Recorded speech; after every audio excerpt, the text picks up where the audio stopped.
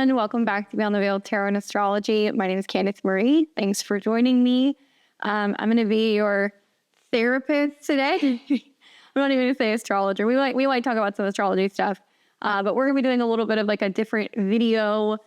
I had a rare, kind of unusual break in my content schedule. Usually I put everything out in advance, so you guys know when stuff is coming.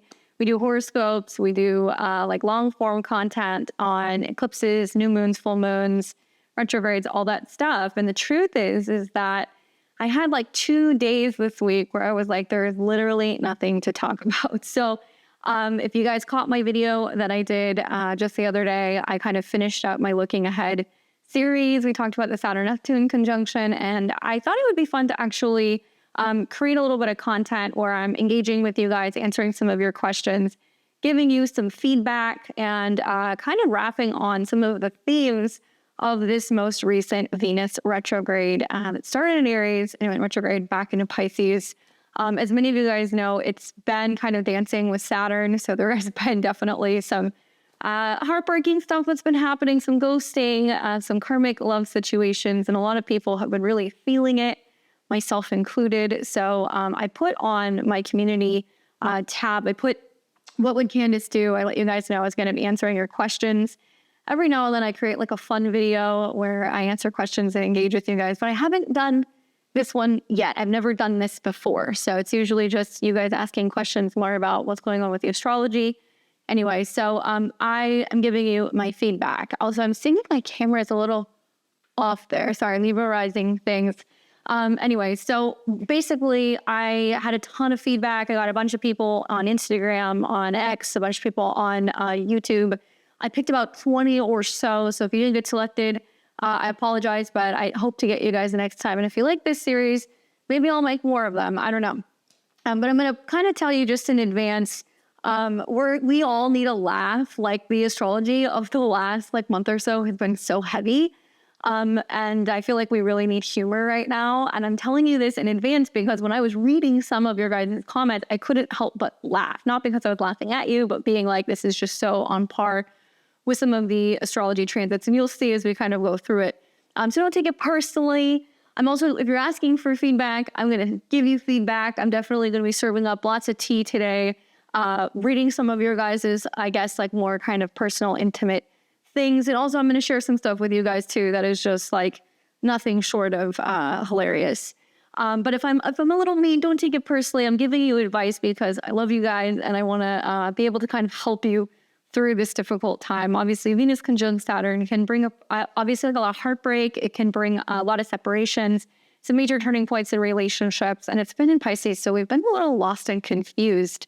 And I also wish, I was telling my husband, I was like, I wish I had a bag of popcorn so I could just sit here and eat this while I'm reading your guys' comments, because my favorite thing to do is to like watch reality TV and snack. I know it's like such a bad habit. That's like some of my creature comforts. So I don't have popcorn primarily because I'm not doing carbs, with seed oils, and also me eating popcorn with a mic on is like so gross. Like it's going to turn into one of those like food ASMR videos like real quick. So no snacks for me, but I am going to serve the tea and also an energy drink. No sponsorship. This is just, I just need this to get me through today. So, all right, I'm going to be answering your questions.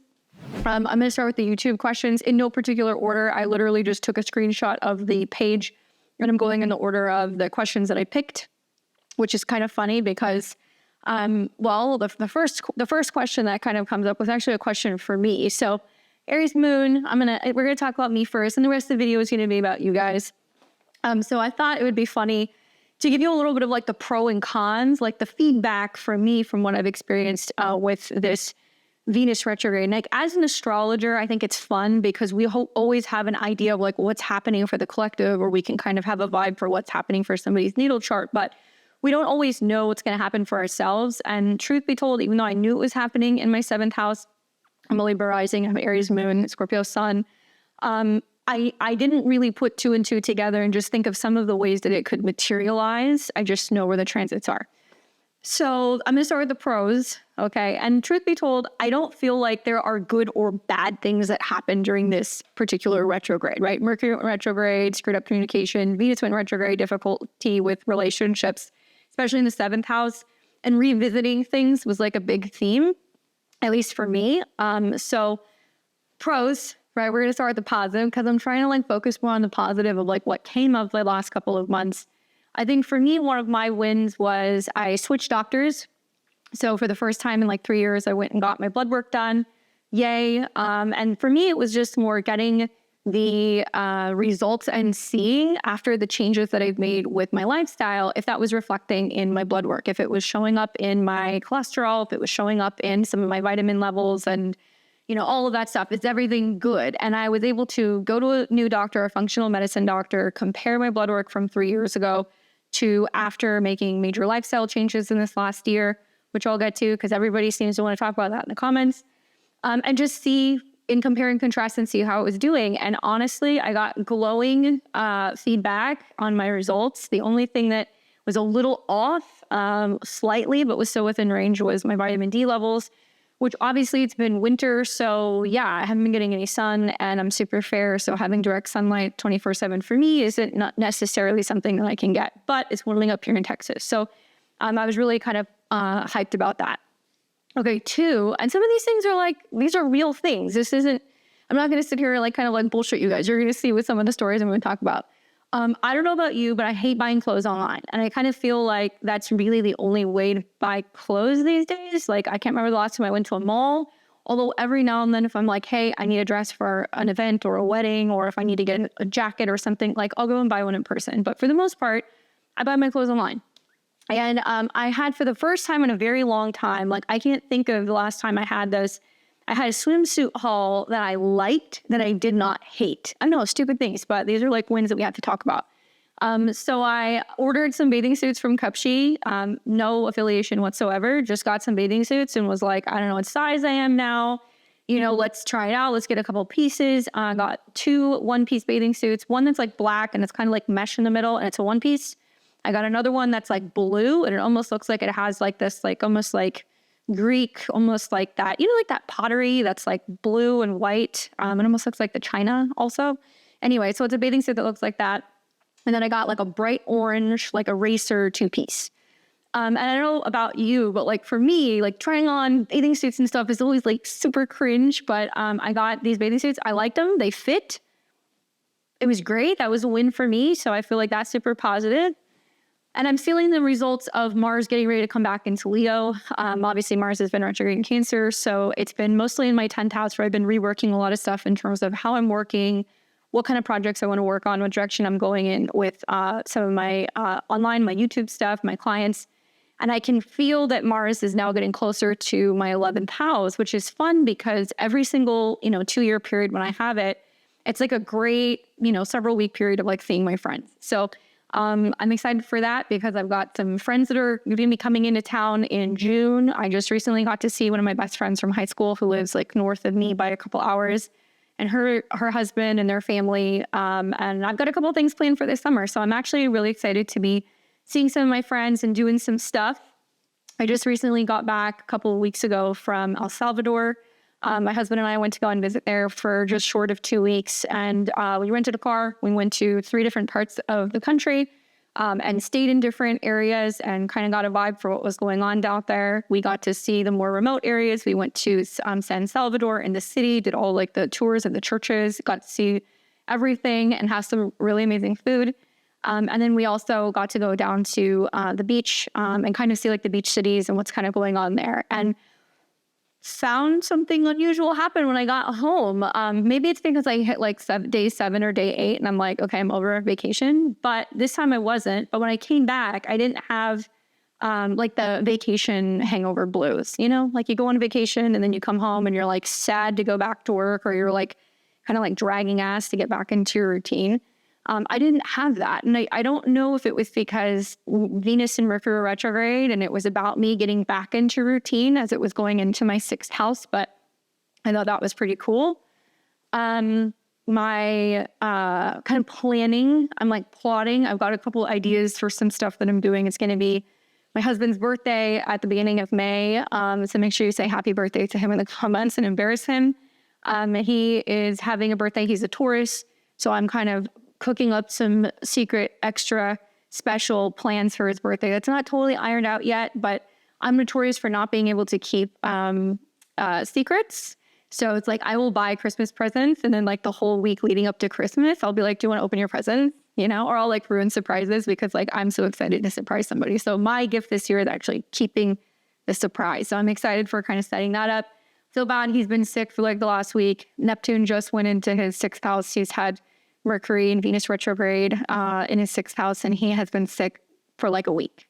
So I feel bad. We've been doing all the things. So I know a lot of you guys are going to give us like the recommendations, but like the broth, the vitamins, the minerals, the sleep, the saunas, the everything, he's doing it. There's nothing that I do not have.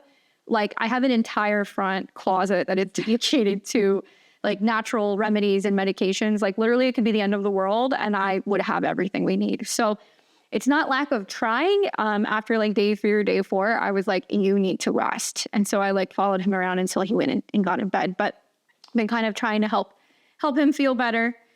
On feeling better, you know, the question that I got, obviously I should have read the whole name, but the question was from Jill Janez, 4185. She said, my question is, how are you? So obviously I got ahead of myself. I'm answering you.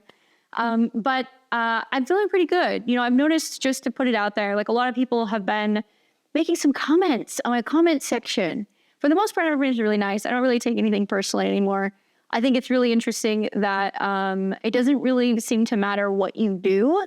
You could have a terrible hair day. You could have the worst makeup. You could be 70, 80 pounds overweight, and people will make comments. And then you can also go to the exact end of this other end of the spectrum and be super focused on health and wellness and taking care of yourself physically and mentally and all that stuff and do all the right things. And then people are still going to have comments. So a lot of people have been making comments in the comment section. Some people are going to bat for me, being like, don't say anything about her weight. And then other people are coming up and they're basically saying, but I want to say something. And I just want to say, like, I don't care. I think it's weird, honestly, but also it's kind of like whatever, because it's the internet. And like I've said, you know, the comment section is like one of the circles of hell. But to just put it out there, okay, since March of last year, I have been super hardcore about changes with my health. I have changed the way I'm eating. I primarily follow, like, I would say 95% carnivore diet. I'm usually eating steak, eggs, butter, cheese, you know, sometimes chicken, sometimes seafood. I love oysters. Yes, I still have wine occasionally, but outside of that, that's primarily my diet. So I have radically changed my diet completely. After a whole year, went and did my blood work, wanted to see if eating such high protein and not getting any carbs other than berries in my diet, or not eating any bread or rice or anything, if it was going to negatively impact my health or any of my like levels. And everything is like amazing. So I'm going to keep doing what I'm doing. I appreciate your guys' comments, but by the same token, yeah, if somebody loses like 75 pounds, they're going to look like a different person, right? So I appreciate you guys being positive about it and saying nice things, but also like, come on. All right, so I had to get that out of my system. On feeling better and looking good, I'm super excited because I feel like my chart has been like whiplashed all over the place. Like if it wasn't the Mars retrograde last year, it was the Venus retrograde this year or the Mercury retrograde this year. So I have waited 8 months to like really go in and get like a facial or go and get a treatment. I have waited and I actually have taken the approach. And this is my secret sauce with the Venus retrograde. I spent weeks refining my routine of how I was treating my hair, how I was treating my skin. I changed my makeup. Everything is a lot lighter. It's a lot less. It's better products. It's not going to be, you know, as much stuff in my pores. I mean, I changed everything. So I think also it's kind of funny to hear all the comments because people are like, oh, you look different. What's going on? So I haven't had Botox in like 8 months. I haven't had, and I don't do anything crazy. I don't do like fillers, but I haven't had any Botox or anything. So I'm excited that, you know, Venus and Mercury are going direct and I can finally go and get my facial. I'm getting a Forma facial. If you guys don't know what that is, it's like frequency and it kind of just smooths everything out. I'm not going down without a fight. I read an article recently that said that the human body ages in 3 bursts. One was 34, the other one was like 60, and the other one was like 70. And I'm like, I'm 35. So I'm like, that's why the last 2 years I have felt so crazy about like anti-aging and like taking care of myself. And it's not even so much about like products and makeup and treatments to your face. It's more that, okay, are you sleeping well? Are you eating well? Are you starting with wellness from the inside? So for me, it's been a inside out routine that has really changed. But still, I'm a girl. Come on. We're all going to have weirdness and kind of like insecurities. And after 8 months of not having an needle in my face, I'm kind of excited to go and get my Botox. So you guys are going to see me a lot more awake next time I'm on a video, probably next week. All right. So those are the pros. I'm going to keep it moving so we can get to your guys' questions.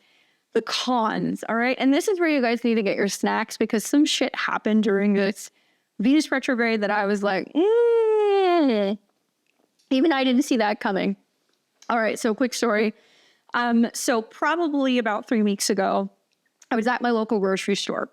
And it was after I left the gym, go to the grocery store, pick up some groceries before coming home. I'm walking down one of the aisles, and this guy's like looking at me really weird. He's giving me this look, and I'm like, I mean, naturally, okay, like I have a lot of Martian placements in my chart, so I'm like, what the fuck is this person's problem? And I just kept walking, went about my business, and then, getting my stuff. Pass him again. He gives me another look and I'm like, why is this guy like mad dogging me? Like, this is like weird. Like, is there something wrong? I'm like, is there something on my face? Like, am I walking with toilet paper in my shoe? Don't think anything of it. I go and like check out and I'm putting stuff on the cart and the guy gets in line behind me and I kind of look at him and I'm like, this guy looks familiar, but I don't know where I know him from. So I keep putting stuff on the cart and I'm getting ready to check out. And as the lady's like scanning all my items, this guy's like, hey, this is a weird question, but is your name Candace? And I was like, yeah. And he's like, it's me. And I'm going to change his name for the sake of this person's identity. But it was like, it's me, Kevin. And I was like, oh my God, some person who I have literally not seen probably since I was like 17 years old, 16 and a half, 17. Anyway, Kevin, somebody I went to high school with in LA, now lives here. And I live in a small town between San Antonio and Austin.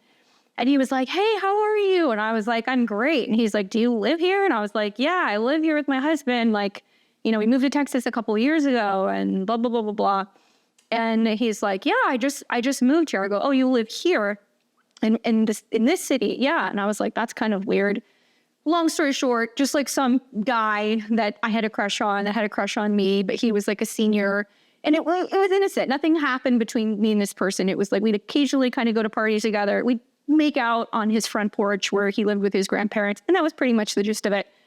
And so I was just kind of like, this is super weird, like Venus retrograde. And I'm like trying to check out. And he's just like, well, we should get together sometime. Like we should hang out. And I was like, you just have a good day. And I just like left.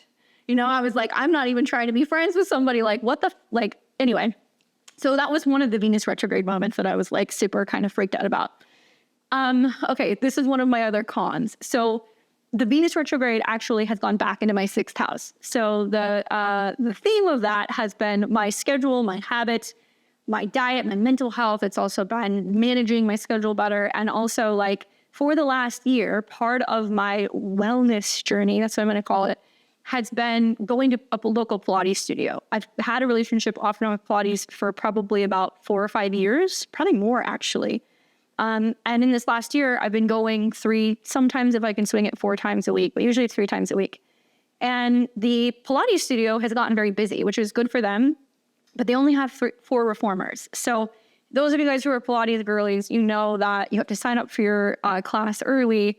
There's usually a wait list. You have to get a text or you find out whether or not somebody cancels and then you can kind of get off the wait list and then you can get in and it's usually like 11 o'clock the night before. So I'm constantly having to book out my classes early, which I don't mind doing. But my Pilates teacher, I think, is realizing that people can't get in. I have an unlimited membership and I think a lot of people are just coming every day. So a lot of people can't get in. So I think they're complaining, honestly, because they can't get a session. There's a new membership. There's a new studio that's opening in town.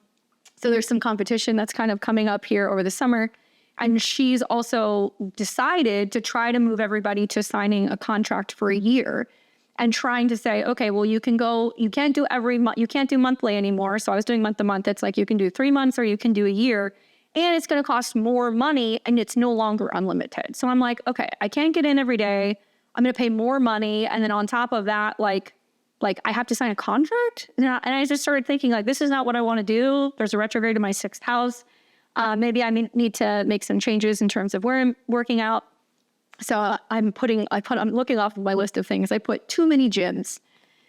I have had a Planet Fitness membership, and probably other people are like this with gym memberships. I've had it for like 2 years. It's cheap. I have one literally right by my house. I don't like working out there, but I like to do my shake and bake routine.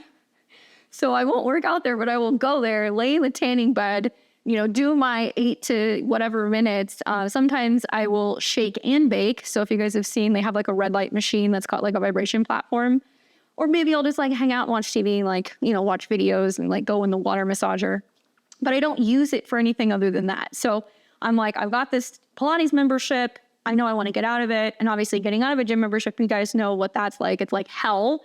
So I have to break up with my Pilates teacher who means well, but I feel like she's kind of like stern, and I need that. Like, I've had Saturn in my 6th house. I need somebody who is mean, who is going to make me keep doing the same, like movement over and over and over until I get the perfect form. I need somebody who is going to give me a hard time if I'm late. I need somebody who is going to constantly tell me, do better, fix your back, pull back your shoulders. Like, I need that, because that is going to keep me in line. So I'm like, all right, I got to either find a new studio. This new studio is not open. I don't want to work out at Planet Fitness. And that has led me to finding Hotworks. So if you guys don't know what that is, it's small little hot saunas. They have locations all over the place, and you can go and do bear. You can do like a buns workout. They've got Pilates. They've got all kinds of stuff. Literally, like there is like a dozen different either 15-minute or 20-minute quick classes, high intensity training, or they also have like 30-minute classes, and it's 24 hours. So you're working out in a sauna, burning more calories. And so I'm going to be trying that out this weekend to see if I like it. I can't get out of my Pilates thing for whatever reason because of my billing cycle until May. So I'm locked into that for basically another month. And I did break up with my Pilates teacher, and she was just kind of like, oh, where are you going? What are you doing? And I was like, actually, I think I'm going to go and try another studio, and I might like consider trying boxing, because I've been thinking about that, looking at a boxing gym. So my husband's like, what are you doing? Like, you're going to have like 3 gym memberships. And I was like, you know what, just let me have this. Like, this is my toxic thing right now. Like, I'm sorting it all out. Like, I will not get rid of my shake and bake at Planet Fitness. I'm moving. I think I'm graduating from Pilates. It's been great because it tones your body, and it's really great for resistance training, especially as you're getting older. But, anybody who's done Pilates, or if you know anything about it, it makes your body really long and lean, which is great, but that's never really been my body type. So I'm kind of like, where did my butt go? Like where did my curves go? So now I'm thinking more about hot sauna fitness and probably having to establish a relationship with Planet Fitness. And it's not that I'm above that. It's just going there, waiting for the machines, all of that stuff. I don't want to deal with it. Okay, moving on. So here's another horror story for you. And this is a quick one because I want to protect people's identities. But I'm scanning through Instagram last week, just mindlessly looking at stuff. And I have this jeweler that I follow, that I have followed for a while, that I like, who posts photos every now and then that's like, look at this necklace, look at these earrings, look at this ring. And I saw this ring and I was like, that's not my style, but okay. And I could see it was like an engagement shoot. And I see the 2 hands and I'm like, oh, they both have rings. And I'm looking at them and then they're going through it. And then I realized that they had posted a whole engagement series of somebody who dated somebody that I dated. And I was like, first of all, good for her. Like, that was literally my response. I was like, good for her. She found somebody. She moved on from, this person. Like, she's happy. But it was just this weird kind of like creepy, like too close, like too close of a connection. Anyway, so that was another one for me. So if you guys didn't get the connection, she met somebody else, got engaged, engagement session, and then I saw it and I was like, what the heck? Not my favorite ring choices personally, but to each their own. Here's another one. I was digging through, these are all like Venus things. I was digging through my closet. And I was shaking out bags because I was trying to pack bags to go on my trip. And as I was shaking out these bags, a necklace fell out of one of my bags. And it was a necklace that I could have sworn I threw away that came from an ex-boyfriend. And the reason why I think I got rid of it is I intended on actually donating the purse, and then I didn't donate the purse, but the necklace was in there. Anyway, it was supposed to be thrown away. My adopted mom, who's my best friend's mom, had told me, oh, I really like that evil eye necklace that you have. Where did you get it? I want to get one. I was like, I would literally give you this necklace. I'm like, but I'm pretty sure I threw it away because I did not want the juju connected to that necklace. And she's like, well, who is the jeweler? Where did you get it? And I got it as a gift, but it came from Macy's. So I went and looked it up. Oh my God, you guys, I freaked out. So this is before I found the necklace. I freaked out. I was like, this is like a $2,500 necklace. It was, gold with diamonds and blue sapphires. And I was like, oh my God, I wish I had just given it to you because I did not realize how expensive it was. So 6 months goes by, a couple weeks ago, I'm shaking out my purses trying to find something and this necklace falls out. And I was like, oh my God, it was literally the day that Venus turned retrograde, that it just popped out of the blue. And I was like, of course. So it's weird, the connection with jewelry. Okay. And then obviously I've heard a lot from other people. So this is not something unusual, but of course I'm on Instagram, mindlessly scrolling, minding my own business. Out of the blue, get a DM from one of the ex-boyfriends. And it's the tried and true, hope all is well with you message. Really? You're married, I'm married. We both know that we're in other relationships. You have a kid. I'm kind of thinking about this. And honestly, I'm at a point where when those things happen, I'm not even going to be friendly. I just leave them on read. But I've heard a lot of people have been saying that they're like, oh, somebody ghosted me. And then they came back. And I was like, ugh. So a lot of these things are very Venus retrograde-esque. That's how I'm doing. That's what I've been dealing with. All right, on to your guys' stuff. I don't know about you guys, but some of these things have made me cringe. So probably some of you guys are feeling the same way. So thanks, Jill, for asking how I'm doing. All right, so we're going to move on. We've got Very Scary. I like that name. Very Scary. Girl, this energy has such a huge effect on my life. Since September of last year, I've been going through literal phases of intense energy from having my ex-partner move across the world. I had to move back home. And then this draw I felt to him ever since. Then we reconnected last week. Then changes in my career and are huge and progressing rapidly. Then home-wise, I've been getting stalked and harassed while this has been going on as well. Major turnarounds in all areas, and I'd love to dive deeper with you. I've studied astrology since I was in elementary, having a huge influence from my family members. I trust what you say.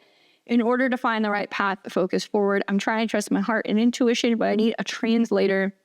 Well, if I knew your sun, moon, and rising, it'd be a little bit easier. But here's what I was thinking when I was reading this earlier, when I was picking out my questions. Something I kind of realized, and I've seen this in my own life, and I've also seen this in the life of a lot of my clients, is there is a reoccurring theme that change happens in threes, right? Not just people die in threes, change happens in threes.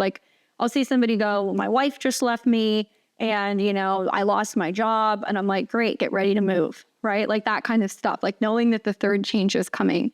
Or somebody says, hey, I just met somebody and now there's this change going on with my career and, I just got into a new place or, I just got a raise, whatever. So when you're telling me things that have been going on for the last 6 months, especially thinking about September, where we were having eclipses, Pisces eclipses, you might want to look at where Pisces was in your chart.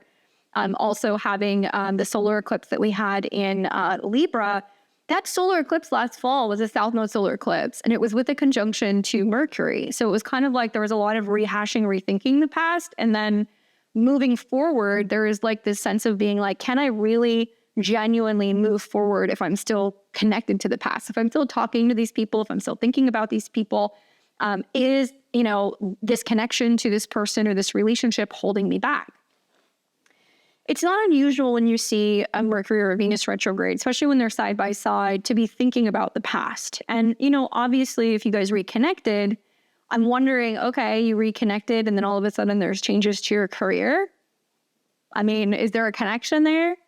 I kind of feel like nothing is really going to make sense or be clear until Venus is out of the shadow. That's going to be May. I don't know the exact date, but it's going to be when Venus leaves 9-10 degrees of Aries. So let's just say mid-May to be safe. And until then, we don't really know.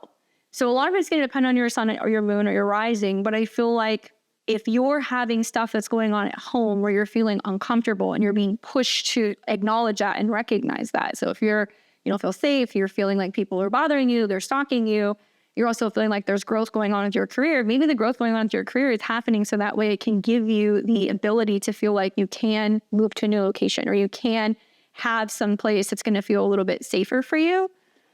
I'm not going to say there's necessarily a connection to the person, because I do believe that if it is the right person, then you guys will continue to be rerouted until you reconnect. But it's kind of hard to really commit and know that whatever reconnection that you have made recently is actually going to stick until after the retrograde. So you might want to kind of wait and see what happens after that. And I would be really curious to kind of know if you have anything that's in, Aries, Libra, Pisces, or Virgo, because these are the axes that have been kind of impacted the most with the retrogrades. Especially, if you happen to be a Virgo rising or a Libra rising, you're going to have retrogrades in your 7th. If you happen to be a Sag rising or a Scorpio rising, you're going to have retrogrades in your 5th. So that could definitely be the connection to the romantic, person. And I'm the last person to tell you that, if somebody comes back during a retrograde, that it is bad news, because it's not always necessarily bad news. Retrogrades can mean if it's time for that person to come back around or for that person to really leave.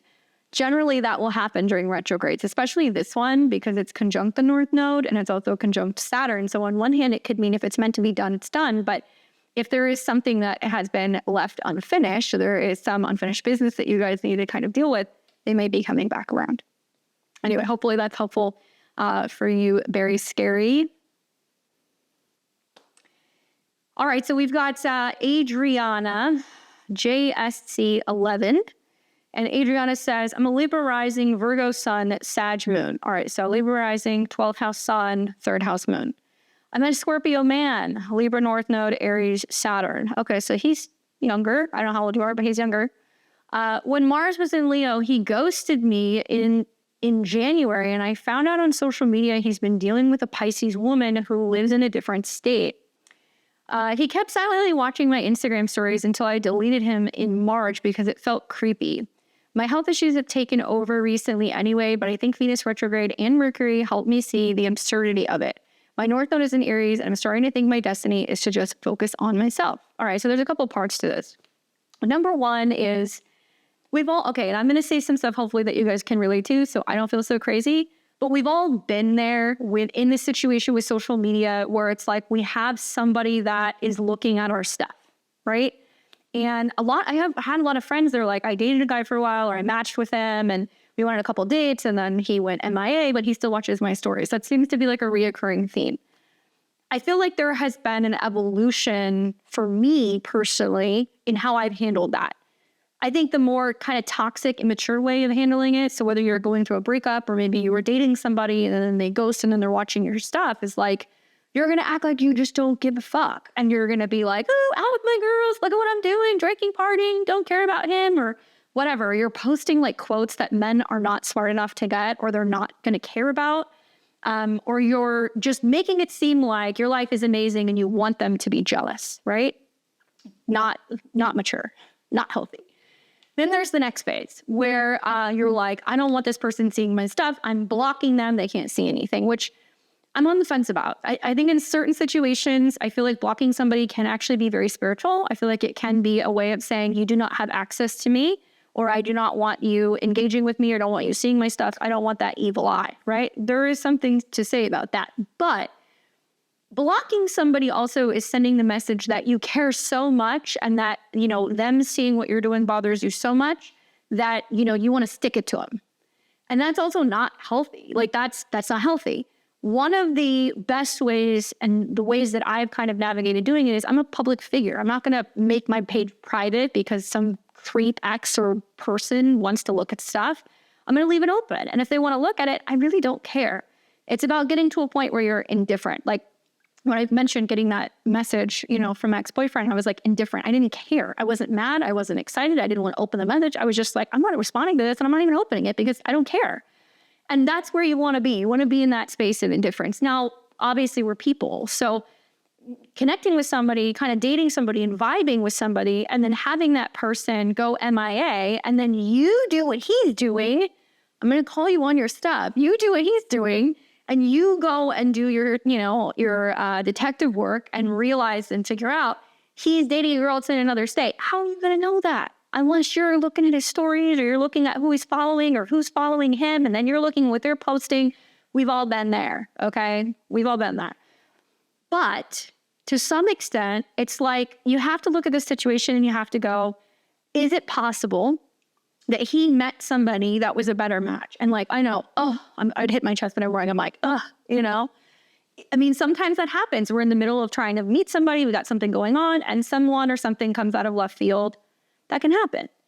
Does it make us feel good? No, because we're going to feel like we weren't chosen, we were replaced, whatever. So I get it, especially if you're Libra rising. Obviously Mercury and Venus retrograde in your 7th house is going to be truth being revealed about relationships and, what somebody has been doing that you didn't know and how it's kind of, you're becoming aware of it. So I get it. But I feel like the other side of this is he doesn't get to have his cake and eat it too. Like, that's some really shady Scorpio man stuff. I think that, and I'm a Scorpio, so I can say this. That's some shady shit that Scorpios will do. You can't have your cake and eat it too. If you want to, bypass this little connection and you want to go and do the long distance thing with this Pisces woman, why are you looking at my stories? Unless you're keeping tabs on me to make sure that I'm not getting too far away. Like, Scorpios will do that. They'll be like, we're not talking, but I'm watching your shit, so just so you know, you still belong to me. Like, So in a way, I get the issue. I understand why you blocked him. But I also think that, is it possible that he was removed from your life because you needed to know that he wasn't 100% all in, that he was keeping his options open? So you weren't settling or totally committing to him and then not knowing that he was kind of running around doing his thing, right? I also kind of feel like, it is creepy. I mean, there is something creepy about that he's looking at your stuff, but you guys aren't really talking. But something that's kind of come up for me, and this is like over a long period of time of dating, and obviously my perspective is very skewed because I dated in LA and I lived in LA for so long, and that's a whole other world, is that sometimes people will choose what's difficult. Sometimes people will choose what's far away, okay? And maybe I'm not giving you the benefit of the doubt. Maybe they're a good match. Maybe there's something going on. They really like each other. But you have somebody who's interested, engaged, wanting to kind of date you, who is readily available, but you bow out, back out, ghost, which is so disrespectful. Just tell people you're not interested. I don't understand why that's so difficult in this day and age. Tell people you're not interested. Just tell them. Stop keeping your options open. I feel like there's too many options for people and they're not respectful. Anyway, like, he opts to ghost and then go and be with somebody who's further away, which obviously is going to come with its challenges. Maybe he's choosing something that is more in his comfort zone. Maybe he's not ready for something real. Maybe he's afraid of vulnerability and he's afraid of love. And so it's easier for him to do a back and forth with somebody rather than with somebody who is ready and willing. I'm sorry to hear about your health issues.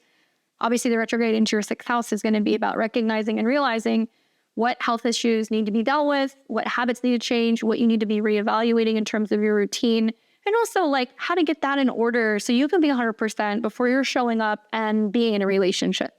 And sometimes something is removed during a retrograde and then something is kind of given back to you. If you're Libra rising and your North Node's in Aries, your lesson is about relationships, but Aries is also the self. So the relationship to yourself, and Aries in the 7th house with the North Node means you need somebody who is willing to like fight for you, who will hunt you, who will chase you, who will prioritize and make it known to you that they're interested, right? So you need somebody who's like a little bit more kind of dynamic. None of that ghosty Scorpio, Pisces, Cancer shit. That's like, I'm going to lurk around, but like, no, that's not your 7th house. Anyway, I hope that's helpful for you. Told you guys I was going to be mean. All right. So we've got SAKT454 who says, this is so cute. I think my biggest issue has been I can't find love. I've been stuck on an ex for years and I finally feel ready to emotionally attach to something new. But I have gone on so many dates and nothing is clicking. Any advice? All right. First of all, I feel like it's so easy to become so comfortable being on our own. Like, in many ways, I know a lot of people complain about, I can't find love. I don't want to find I can't find anybody. It's not working. But when we're alone for a long period of time, and we become accustomed to not having to check in with another person, not having to consider another person, not putting somebody else first, not always being in that mindset, that we become very comfortable and we fall into our routines. Okay, so I feel like if you've been single for a long time, that can be part of it. Just my opinion, okay? And if you've been stuck on an ex for years, okay, and I'm sure other people are going to be watching this and they're going to be like, oh, I relate to this. I would say something that's always helped me is me recognizing and realizing that sometimes you're crying over somebody who would not shed a tear for you, okay? And I know that's like harsh stuff, but like, you know, crying over a man who doesn't give a shit and being in a relationship with somebody who just repetitively will hurt you because, you know, they're testing you to see how much you will take, and they see you cry and be upset and all this stuff because it makes them feel loved or it makes them feel like they're in control. And then at some point, you know, it doesn't work. You wake up, you realize like this person's not going to let me love them, or this is not a match, or this is not working. And then, you know, you're left kind of holding the bag emotionally, right?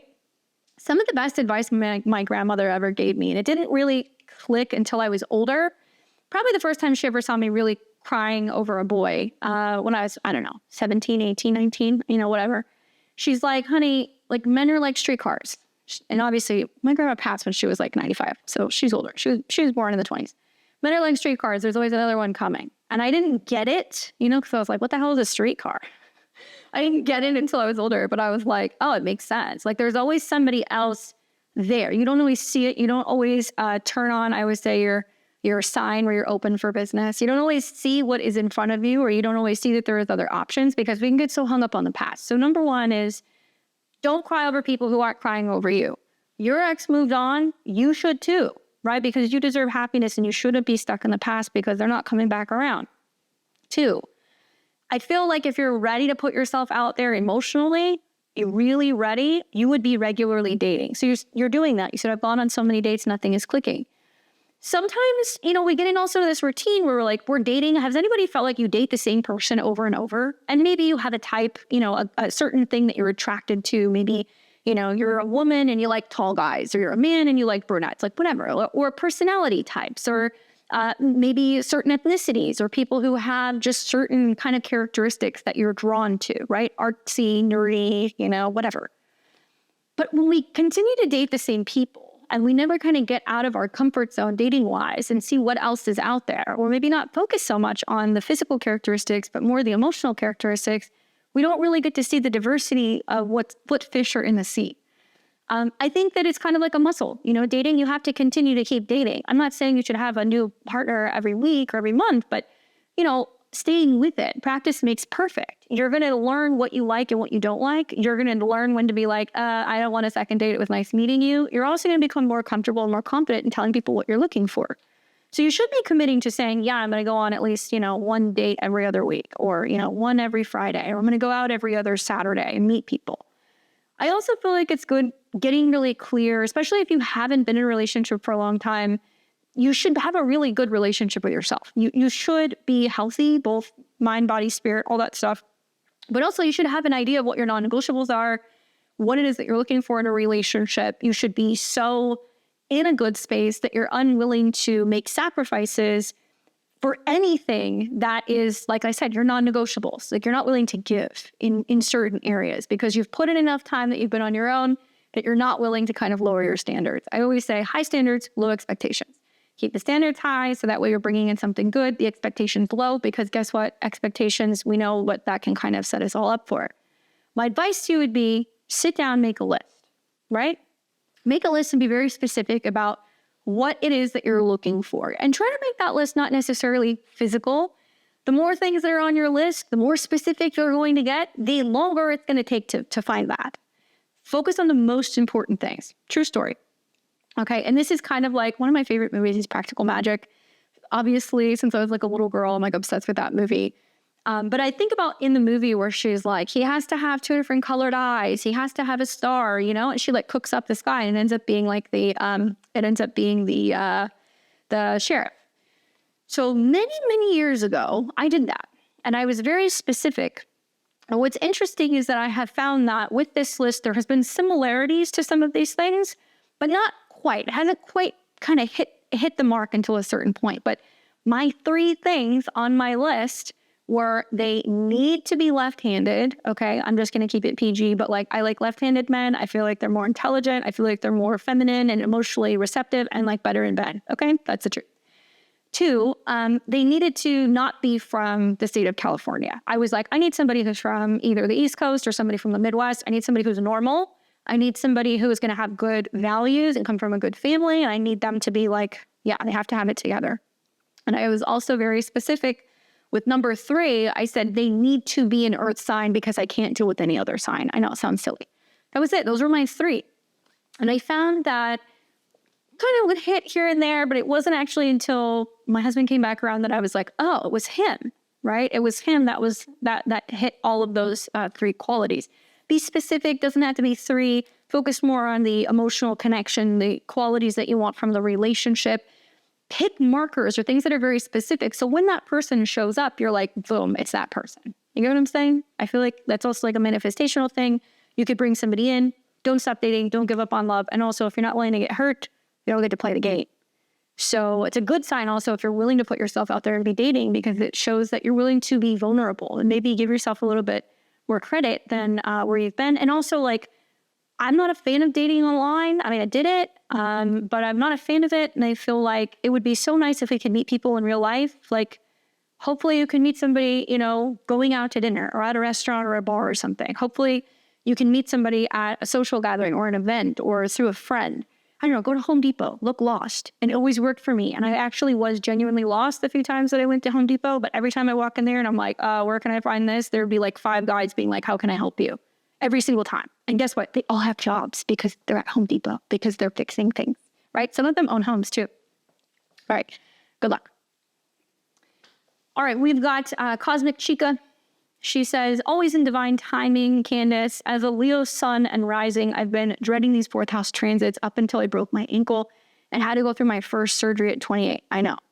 This past weekend, my home life did a complete 180, and I went from doing everything alone to not being able to sit up by myself. I don't know what I would do without the support of my family, right? Really humbles you real quick when you go through that stuff. Loving the Scorpio sun rising during this time has been challenging. I've uncovered secrets which has made way for healing conversations, clarity for our vision of the future. I can only be hopeful that we can transmute all this energy into something much better for each other. I still wonder if I'm chasing a feeling that isn't real, but only time will tell. Would love to hear your thoughts and your wisdom as always. Update. We broke up. So I guess that's my answer. I'm confident this won't be I won't be in a relationship for a few years. This has been an absolutely heartbreaking. I guess love is not in the stars for me. I hope your transits are much better than mine. All right. Well, I'm really sorry to hear this. Sad rising, right? So yeah, you got Leo sun stuff, but I think about for Sag risings, and also for Scorpio risings, you were dealing with the Scorpio rising. Both of you guys have the retrogrades going through your 5th house. So it started in your 5th house of relationships and more kind of like boyfriend, girlfriend stuff into the 4th house. So needing to heal the heart and something kind of going on with the heart space or with a relationship, and now you're at home. The Venus, Saturn, Neptune stuff for you, I mean, like, look, it's the bottom of the chart. So the good news is there's nowhere to go but up from here. Does not make you feel any better. Okay, I know. Saturn, Neptune, and Venus there is about really recognizing that you're being given an opportunity to really receive love, and it's coming from a place that is very deeply rooted, right? The 4th house. So if you're going through heartbreak, also you're going through a healing situation, you've got family, and also Venus, Saturn is strong women around you or a strong parent figure around you who's going to be there to kind of hold it down for you. It does feel to me, I have Saturn and Neptune in my 4th house. I have Venus there too. So what you're living, girl, that's my life. That's been my life. I have found that in moments where I've had some of the most difficult things going on personally, emotionally, relationship-wise, financially, professionally, there's always been wise women around. There's always been my grandma on my mom's side who was always like there for me. There's always been my dad's mom, who's also been extremely wise and like very, very, very religious, and somebody who has always been very stoic and like very strong. Like that lady has gone through some stuff. I always think about also like some of the adopted moms that I've had in my life who I call like my surrogate moms because I have several of them. I also think about like my dad. And even though the fourth house can be your mom or your dad, my dad has always kind of like been there for me when I've gone through some stuff. So those fourth house transits right now are about people who are trying to help you heal. And it's supposed to be about your family giving you that love and holding space for you. And, you know, I'm sorry to hear you had an ankle injury and you had surgery. It sounds like that's really trying, but also like I'm a firm believer that sometimes we have health ailments and things because there is two things that ground us, pain and weight. And it'll ground you and put you in a position that's like, hey, you're not going to move around. You're not going to do anything because you're not dealing with this situation. You're not working through this or you're not taking the time. So when you're in a position where people have to help take care of you, you can't be moving around. Now you're dealing with a breakup. Part of me also looks at this and I'm like, you know, maybe it's just me. Like I always, at least in my later years, would want to do people better than they would do me. Like I can think of a situation where I had an ex and we broke up and like they had to go through some stuff and they ended up needing a surgery. And they were like, I don't have anybody that can take me to this surgery and be there for me through this thing. And like my stupid ass still takes them, drives them, is there for them. Even though we broke up, I was like, I'm going to still support you. So I think about also like you're going through something with your partner, trying to love them, but they know that you're going through an injury or that you're having a surgery and that you're kind of down and like you guys still break up. There's something to be said about that. You know, should not affect the way that you love them or they love you. But both of you guys are having the retrograde in your fifth house. He's having it from his sixth to his fifth. You're having it from your fifth to your fourth. You got to be with family right now. And I think that it speaks volumes of a person and how maybe they truly feel if they're willing to do that while you're going through a moment of, you know, a trying time, an injury, a surgery, you know, when you're kind of at a low point. You can say that with the planets at the bottom of your chart. What does that say about them, right? I wouldn't necessarily say love is in the stars for you. As a Sag rising, Jupiter is in your seventh house, and it's going to be there until June. Jupiter's been squaring Saturn. Saturn's been in a superior position. It means you got to be home, you got to be down, you got to be with family. You also got to be thinking about what kind of a life do you want to live? What kind of a home do you want to have? Where do you want to be living? What do you need to be dealing with emotionally for relationships to thrive? Jupiter square in the seventh.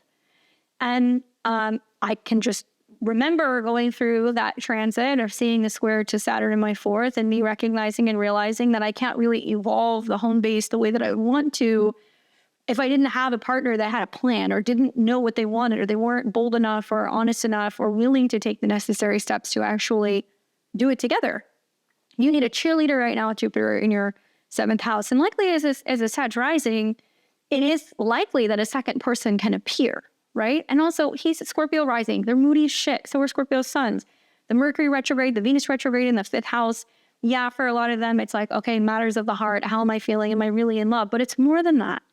Are they loving themselves? Are they being true to themselves? Are they really ready for some of the bigger commitments with love? Venus rules their seventh house. That's like, do they want to get married? Do they want to have kids? Do they want to live together? If you can't answer these questions, you know, at some point, or if this is coming up where you guys are not saying eye to eye about that stuff, there's going to be issues in the relationship. But retrograde means somebody changes their mind and then they might come back around. So we don't know what's going to happen. You have to go and look at what's going on with your natal Jupiter. But I would say look at people's actions. Watch the actions. Actions are speaking louder than words right now. And maybe he's going through some stuff, right? Understandable. But do you leave somebody in a lurch like that? I don't know. I don't think so. And I feel like, you know, this is an opportunity for you to go, okay, this is what's happening, or this is what you want to do, or we're taking space, we're not together. Fine. See if he actually comes back around, because he may change his mind. And if you needed to uncover secrets, or if there needed to be stuff that got flushed out, I'm not surprised. Venus rules his 12th house. Stuff is going to come out that needs to be talked about. And sometimes the clearing can be a good thing. It's like, you know, we've all had like a really shitty argument with somebody, you know, like you just have it out. People go for the jugular and they say things and they do things. And then there's like this tipping point that's like, okay, well, things have been said and done that it's either there's no coming back from, or, you know, everybody got it out of their system. We have released the venom. Now it's like, can we begin again? Can we actually move forward? Is it possible that that could happen? Maybe. Mercury does rule your seventh house. So while it's conjunct Saturn and Neptune, you might want to be thinking about more how you can really ask yourself, can you move on from some of the things that can happen, or is it time for it to be done? Good luck. Okay, we've got Swifty Forever. 1996. This was one that made me laugh. Okay, just full disclosure. This is one that made me laugh. And then this is my response to you is going to be a 2-part response. Okay, so she says, I got ghosted by my therapist during Venus retrograde, the Tuesday after the lunar eclipse, LOL. She went on a 3-week retreat to Egypt. She went to Egypt. Thought she told me our next 2 sessions would be canceled, but never did. I showed up for my appointment to an empty office. As an apology, I got the next session at a hefty discount. So all was well. Libra sun, Cancer moon, 29-degree Virgo rising. All right, so obviously, I know you're a late degree Virgo rising, but pretty much the entire retrograde, for the most part, it started, obviously, the very, very late degrees of Pisces, and then it went into your 6th house. So 7th house, where the retrograde took place, relationships with a therapist, right? Or somebody who supports you. 7th house is your therapist, your astrologer, your partners, whatever. So I LOL because I'm like, literally your therapist, 7th house, didn't realize that they told you didn't have a session together, Mercury retrograde. She was in a foreign country, Pisces, and, the impact that it had on your schedule, the retrograde into your 6th house, and also probably your health, because you're like, what the heck? Point blank. I mean, that was literally the retrograde. And then also as a Libra sun, the retrograde was in opposition to your sun. So it was also relational. So you were going to have some miscommunication with a therapist, a partner, or somebody. A hefty discount. I mean, that's kind of her. Sure. That's kind of her. She gives you a discount. I would be like, I want a free therapy appointment. I want 2. Did you bring me back a magnet? Like anything, like a little camel, like something. Obviously, she was living her best life. I mean, that sounds fun. When I was in El Salvador with my husband, there was people who were on our tour behind us that were like telling us all the places they had gone. And they were telling us like how amazing it was to go to Egypt and how cheap it was. And they were showing us all the photos of them on the camels and like, holding the pyramid and all that stuff. And then I was like, when'd you guys go? And they were like, August. And we were like, well, no wonder it was so cheap. And they were like, yeah, it was like 120 degrees. Crazy. Anyway, sounds like she was living her best life. Sounds like she also is a little remorseful, and maybe, the Mercury retrograde, the Saturn and the Neptune, she forgot. It slipped her mind. And then you got ghosted. But at least you didn't get like ghosted, because I had some people who told me that like they got dropped by their therapist, or that, their therapist is no longer in network, so now they can't see them anymore. Like I've heard a lot of that stuff. So that's I think the Mercury Venus retrograde, the breaking apart of the relationship with the therapist. But that's kind of like hilarious. And I'm glad that you at least got like a discounted session. And I'm sure you had a lot to kind of fill her in on if you missed several sessions with her. Hopefully you were well on the in-between time. Here's my part 2 response to you.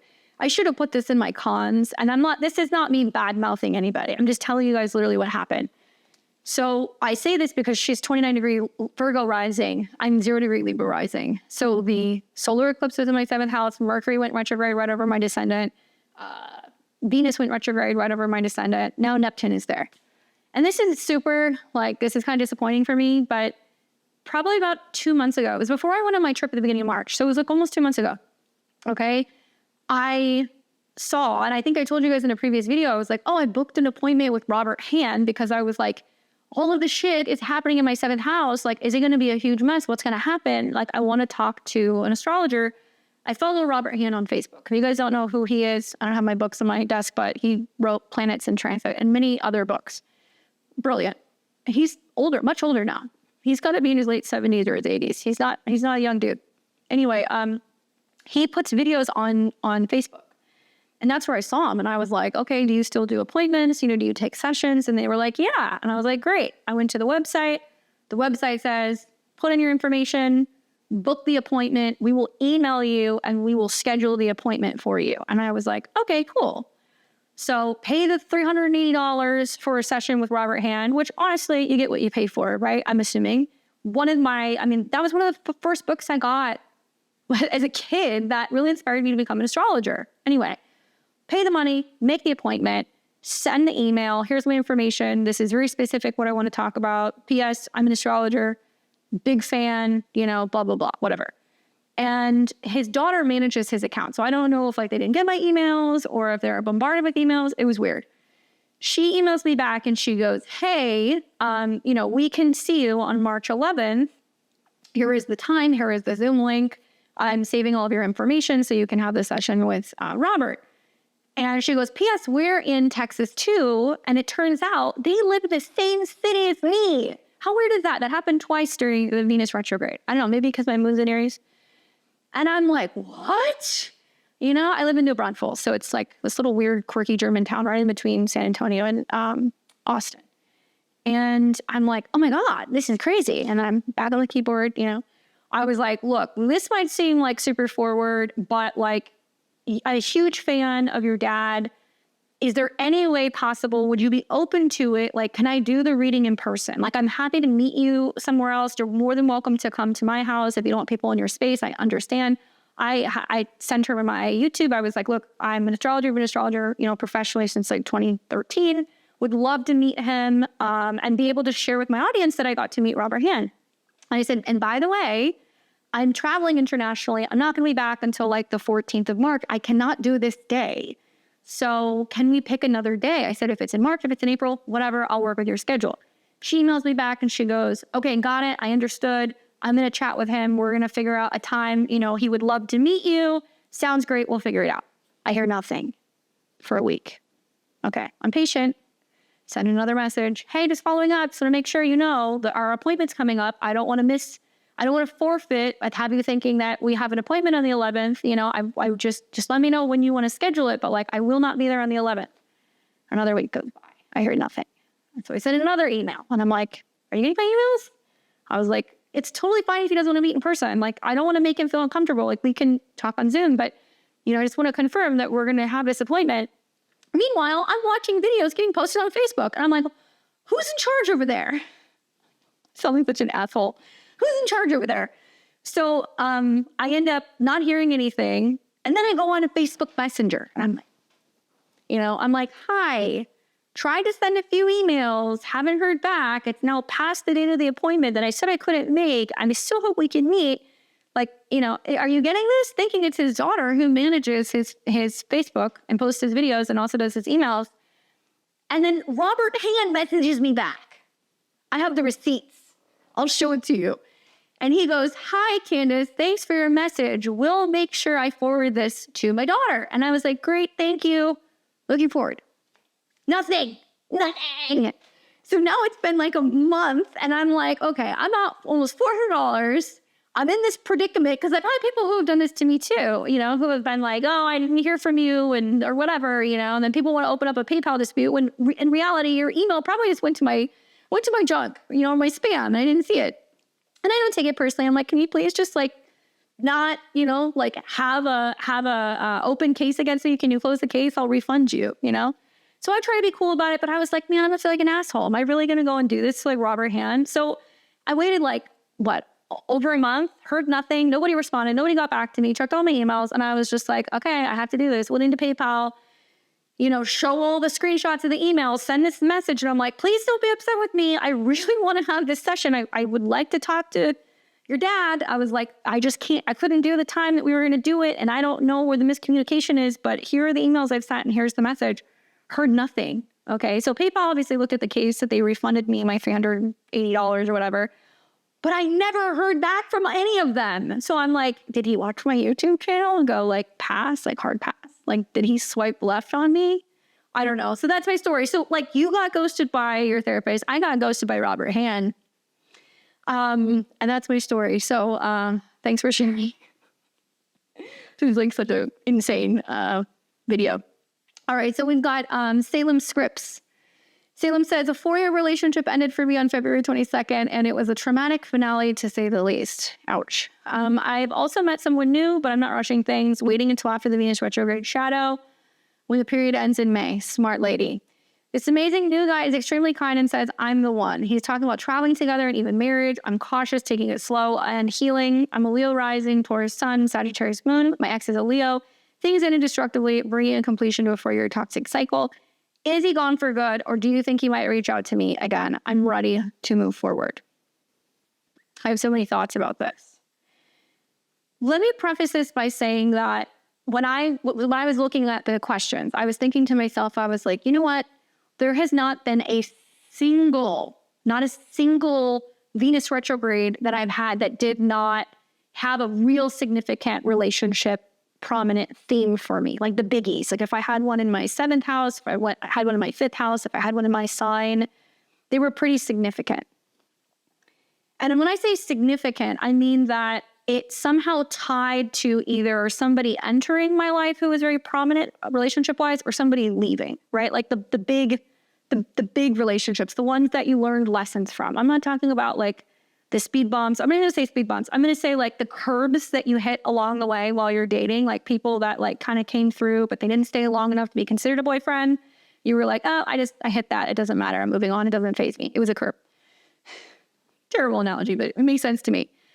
Of those retrogrades, those were relationships that came into my life that taught me something. And most of them wholeheartedly were difficult lessons, but some of them were actually good where somebody left, they needed to leave. It needed to be this therapeutic process where they were gone because it was kind of like clearing space for somebody else to come in, or it was a period where somebody really prominent came in. So I'm saying this to you because if this happened around the time that you ended a really toxic relationship and you kind of freed yourself of it, and then somebody new came in, we've got the soulmates that are clocking out, the soulmates that are clocking in. That's kind of what's happening with this Venus retrograde because it is karmic through the retrograde. It's conjunct Saturn, which means it's something we didn't see coming or it was some kind of like dramatic ending, but it's also making way for something new. And also I think that it's about rearranging people because Mercury's involved. So it can mean that we have two options or two choices and and I've seen this throughout the Venus retrograde. It's like, it's a lot of comparison. This is where you were. This is where you're at now. This is what you had. This is what you have now. Or this is what you could have had. And this is what you chose.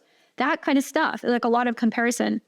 So then another person came in who sounds amazing, right? I get it. Like we've all been there. Like when we get out of a relationship and some of us are still in like heartbreak land. And then some of us are also in a state of shock and that we don't know how to respond to the breakup. And so we just jump into something else because it's new. It's exciting. We want to feel good. We want to feel wanted. We want somebody who's going to love us. And we get all of the things that we didn't get. But sometimes you can do that if the relationship has been done for some time. Like if you're comfortable in that and if it's not impacting you or affecting you and you're like, I can be present and I'm being vulnerable and this is a healthy dynamic, like that might tell you something. That might tell you that you were over the relationship long before the relationship actually ended and that you've been ready. And now you're moving forward. And it could be an amazing opportunity that because that guy left or because you guys had that falling out, this other amazing man came into your life. But it can also be that you're still in shock and you're wanting to be with somebody and you're wanting to have companionship in a relationship and you don't want to be alone. So part of me wonders, is it a situation like that? I'm just questioning. Because if you were so head over heels or like ready for this new dude, you wouldn't be like, do you think the other guy's going to come back? P.S. Also, if you're a Leo rising, the Mars-Pluto opposition stuff that's been kind of playing out, especially since the new year, and it's coming back at the end of April, Mars and Pluto will oppose again, okay? So I'm just kind of thinking like, you're a Leo rising, you've had Mars retrograde on your ascendant, reassessing what you're most passionate about. It's opposing Pluto. It means that you've been kind of, maybe healing as Mars has been in your 12th house, moving away from something toxic. In the back of my mind, I also know that Mercury is going to go retrograde in Sag at the end of this year. So in November, there's going to be a Mercury retrograde that will be in your 5th house. Maybe that's the time when they come back. Maybe the end of April is the time when they come back. Those are the two kind of peak windows. But I do feel like I would try to look at the situation as one thing is for sure, me and that guy were done because it was toxic. It wasn't healthy. It needed to end. And, because one of two things is going to happen. You guys are either going to, if you get back together, you're going to start over. But frankly, I think somebody this amazing came into your life to show you the compare and contrast of what you've had versus what you could have. But then also if you guys do get back together, you're going to have to completely start over. So it's either done, or if you guys do decide to start again, you're going to have to completely start over. And I feel like the Mars retrograde was really helping you get out of it. It was helping you get out there, travel, meet people, be more independent, be more focused on yourself. Taurus suns aren't going to want to change. They want to stay in something comfortable. And the Sag moon is like down for this because you got the moon connected to your whole sign 5th house. So it wants romance, it wants love. I think that maybe I would look at what happens at the end of April as like finally cutting the cord with this guy. And look at what's going to happen in November as like a reassessment of where you're at in this other relationship. But like, oh my gosh, like let love in. Like if you've got somebody who is this sweet, obviously, yeah, be smart, take your time, wait and see what happens in May when the Venus retrograde's over. But I think this is one of those situations where somebody leaves and somebody shows up. And I've had a lot of those situations with Venus retrograde. So hopefully that's helpful for you. All right, Laura Salzo, 1932 says, Candace, this transit has been so weird. My ex came back and we both agreed that it was not good for us to try again. Meanwhile, though, every Mercury and Venus retrograde in the last 2 years, he reaches out. I just have to delve into work and try to focus on my career. I'm a Cancer rising, Aquarius sun, and Scorpio moon. There's going to be something, and there's something to be said about the fact that you guys there is that reconnection during a Venus or a Mercury retrograde, right? That tells me that subconsciously that you guys are still connected, you're thinking about each other. But it also tells me that, you know, like you guys are two red flags. And I say that lovingly, but if you see the pattern that's like, oh, when these retrogrades happen, we reconnect, that's a red flag. That means that both of you guys have unresolved issues that you have not worked out. And if you guys had worked it out or spoken your piece or said everything you need to say or respected each other's boundaries, you guys would not be reconnecting during the retrogrades. Cancer risings are going to be softies. I'm going to give that to you. But the Aquarius sun connected to your 8th house, you know, especially after having gone through like the Mars-Pluto oppositions, especially after going through Pluto in your 7th house, you know, it's really about moving on. And then I also think about how you have that Scorpio moon. So the Scorpio moon does not want to let go, especially if it's connected to your 5th house. Like love dies hard for you, right? But do you want somebody who only comes back around when there's a retrograde and they're in their feelings and they're alone or nothing's working out for them, and then all of a sudden they're back and they're telling you what they think and what they feel? I don't know about you guys, but I'm kind of like, I've entered the last couple of years a phase of my life where I'm like, I only want changed behavior. I don't want words. I don't want you to tell me what you're going to do. I want to see you do it. So for them to come through, send you some texts, you guys talk, maybe you hang out, and they're like, things are going to be different. I would be like, why haven't you made it different over the last 2 years? Why? Why is it that it takes these kind of internalized reflective periods for you to realize that you fucked up? Why? Maybe it's just me. You got a lot of Scorpio energy if you have Scorpio moon and your sun is in the 8th house. Whole sign, going off whole sign. I don't know. I don't like that. I don't like that. You know, you got the Venus retrograde in your 9th. So it's conjunct Saturn too, your 7th house lord. So as Venus is conjuncting Saturn, this whole situation is getting you to like think a lot about what your beliefs are about relationships, what your philosophy is, whether or not, you know, you are meant to be together. Maybe if we go on a trip, things will be better. Maybe if we, you know, we have some time to kind of just be away, things will get better. Maybe, but it's not going to, I don't think it'll last. I think that this is about you recognizing and realizing that if it was going to work or if they wanted it to work, they would have tried. And I think that this is also a really good time for you to be trying to meet outside of your bubble. Like travel, go places, connect with people, go and take courses and things that interest you. Try to maybe connect with people who have the same kind of philosophy or belief system on love. Go and maybe listen to some self-help stuff when it comes to love and relationships. And for me, that person coming back, I think at some point, you know, you get to a point where you're like, they're just coming back and it's not making me feel good. You know, maybe some of you guys are kind of like, you know, like, oh, I got them. They came back. But does that feel good?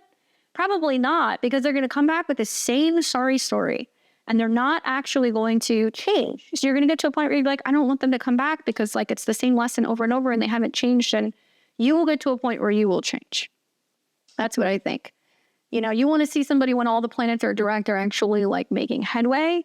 And when you say you're just delving into work and focusing on your career, great. You got Saturn and what's going to be, you know, Saturn and Neptune in your 10th house. That's about being bold, more assertive, knowing what you want, being independent. And also that means that your status can change. You don't have to just say, I have to be on my own. Some Cancer risings will do that. It can be you going, I know what I want in relationships and I'm driven and I want something long-term and I want a partner and a business partner, or I want to, you know, like be out in the open and committed in this brand new relationship. Like through you steering your own ship right now and telling people what you want and what you're hoping to achieve, you will be able to bring that in. Steer clear of the red flags from the past. Good luck. All right, we've got smoky brown eyes. I found this comment very interesting. So they said, I have Venus at 2 degrees, conjunction with Saturn in my birth chart, both in Aries in my 12th house. So obviously, sounds like you're either an Aries rising or a Pisces rising, an Aries rising or a Taurus rising, I don't know. But let's just say for the sake of this, Venus conjunct Saturn in a nutshell is love getting better with age. Sometimes there is loss in love or separation. Sometimes there is a need to let things kind of mature and develop. Hard lessons when it comes to love, money, self-esteem, right? Especially in Aries. So this is really interesting because you're coming up on over the next year, your Saturn's return, right? Every 29 years, you have your Saturn return. So it's kind of hard lessons, hard knocks in regards to relationships with yourself, Aries, but also karmic relationship stuff that needs to be tied up, right? 12th house, Venus, Saturn. And then in the midst of that, you also have Neptune that is also going to be conjunct. Saturn's going to get up to about 0 degrees. Neptune, I think, is going to do maybe 1 degrees or so, 2 degrees. I can't remember. So what a transit. You're going to have a Saturn return with Neptune being there. And 2 degrees is about money, possessions, values, self-esteem, physical stuff. So in the 12th house, it's where do I need to get out of my own way? Where do I need to let love in? Where am I paying for karma in regards to relationships or money stuff from the past? If I think about this from like a Taurus rising standpoint with Aries in the 12th, that would be your chart ruler if that happens to be the case. And that's a lot of like love, sacrifice, dedication, spiritual work, maybe giving or, helping those in need. Maybe it's going to be about healing behind the scenes. It's going to be very spiritual. And there is this lesson that I've seen a lot of Aries risings that have had Saturn and Neptune on their Venus that they're like, why is this person leaving my life? Or why are they hiding? Or why is it they don't want to heal themselves? The 12th house represents the 6th from the 7th. So this is going to be other people having health problems, other people having challenges with work, other people maybe being jobless, other people going through addiction. And you'll see as Saturn and Neptune are kind of hitting your Venus and your Saturn, some of those things can kind of come up. So really it depends on, are you an Aries rising or a Taurus rising? If you're a Taurus rising, it's going to be a little bit more about you, your spiritual practice, your body, your money, your philosophy, about yourself and your values. If you're an Aries rising, it's going to be more about where am I holding myself back? Where am I afraid of love? Where can I have a more divine love? Maybe a soulmate comes in. Maybe somebody leaves your life. So it's a very unique transit because it's not just bringing up your natal Saturn Venus conjunction, which is a lot of these things, but Neptune is going to be there. And I would say it's going to be a really good time to have either a spiritual practice, an artistic practice, maybe be considering some hypnosis and past life regression, sound healing, that kind of stuff. And you also want to see like what other things are going on in the chart because there's going to be other stuff happening. Obviously, we know Pluto is going to sextile that, right, from Aquarius. We also know that Uranus in Gemini is going to sextile that. So that's really going to light that chart up like a Christmas tree, like in a big way. It can mean that there's new community coming in. It can also mean there's new ways of expressing yourself. Maybe you're doing some writing, some channeling, some divination. It could also mean that there is a huge change when it comes to your possessions, your values, as well as your self-esteem. So yeah, go and look into transit Neptune conjunct Venus, transit Neptune conjunct Saturn. Neptune will soften the edges of Saturn where maybe you have felt blocked in love or finances, but Neptune is also going to blur the lines with Venus. So you have to be really careful with scams, getting catfished, being in situations where maybe you're not seeing something so clearly, or maybe you're feeling like you're very disconnected or that love is being kept from you in some way. But it's also about tapping into recognizing that some souls are kind of leaving and some are coming in. So there can be a lot of cleanup that can be happening from some of your like past life love, money, relationship stuff that can kind of go on. So that's an interesting one. I've seen about 5 or 6 people going through that transit in Pisces right now. And there's definitely, I've seen some people who are losing significant women, like friends that are getting sick and have cancer. I've seen some people that are meeting soulmates and getting married. I'm seeing people who are getting scammed. I'm seeing people who are becoming very religious. So you have to look at the whole chart. But certainly in Aries, I feel like this is going to be love in action and like learning to get outside of your comfort zone and learn that you could be holding yourself back from things, and that you have to recognize and realize that there's a big world out there. And if you're not willing to put yourself out there and show people what you've got or what you're creating or what you're all about, you may feel kind of isolated. Anyway, hope that's helpful. All right, we have got Reina Faba, who says, what would Candace do? I'm 27-degree Pisces IC, 24 degrees Saturn in the 3rd, square Gemini Venus in the 7th. I'm writing this as I'm on the flight to Italy, despite my father and my ex-sister-in-law telling me not to go. I felt suffocated in New York, and with like little possibilities existed after trying so hard. I was catching deep feelings for my ex's brother. Ooh, the tea from 2014, who reciprocated emotions and whom I share a lot of 8th house synastry with. Sexy. I have no idea what I'm doing. Claiming asylum? Does the cosmos support this, or should I have waited for October, confessing my feelings? Returning immediately to the USA. Try to help, please.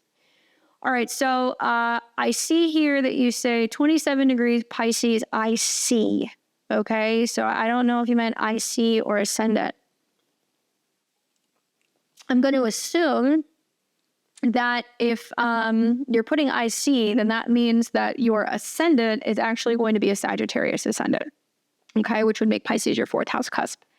Where the Venus retrograde, Mercury retrograde stuff is going, and you're like, I'm escaping the house, I'm leaving home, I gotta, go somewhere else.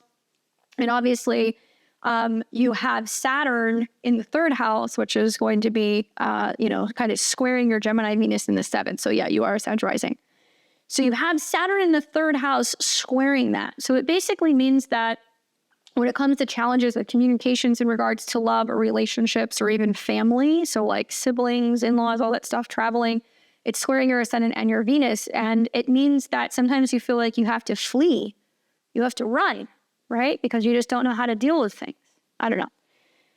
Part of me feels inclined to tell you that as a Sag rising, sometimes you're going to catch flights, not feelings.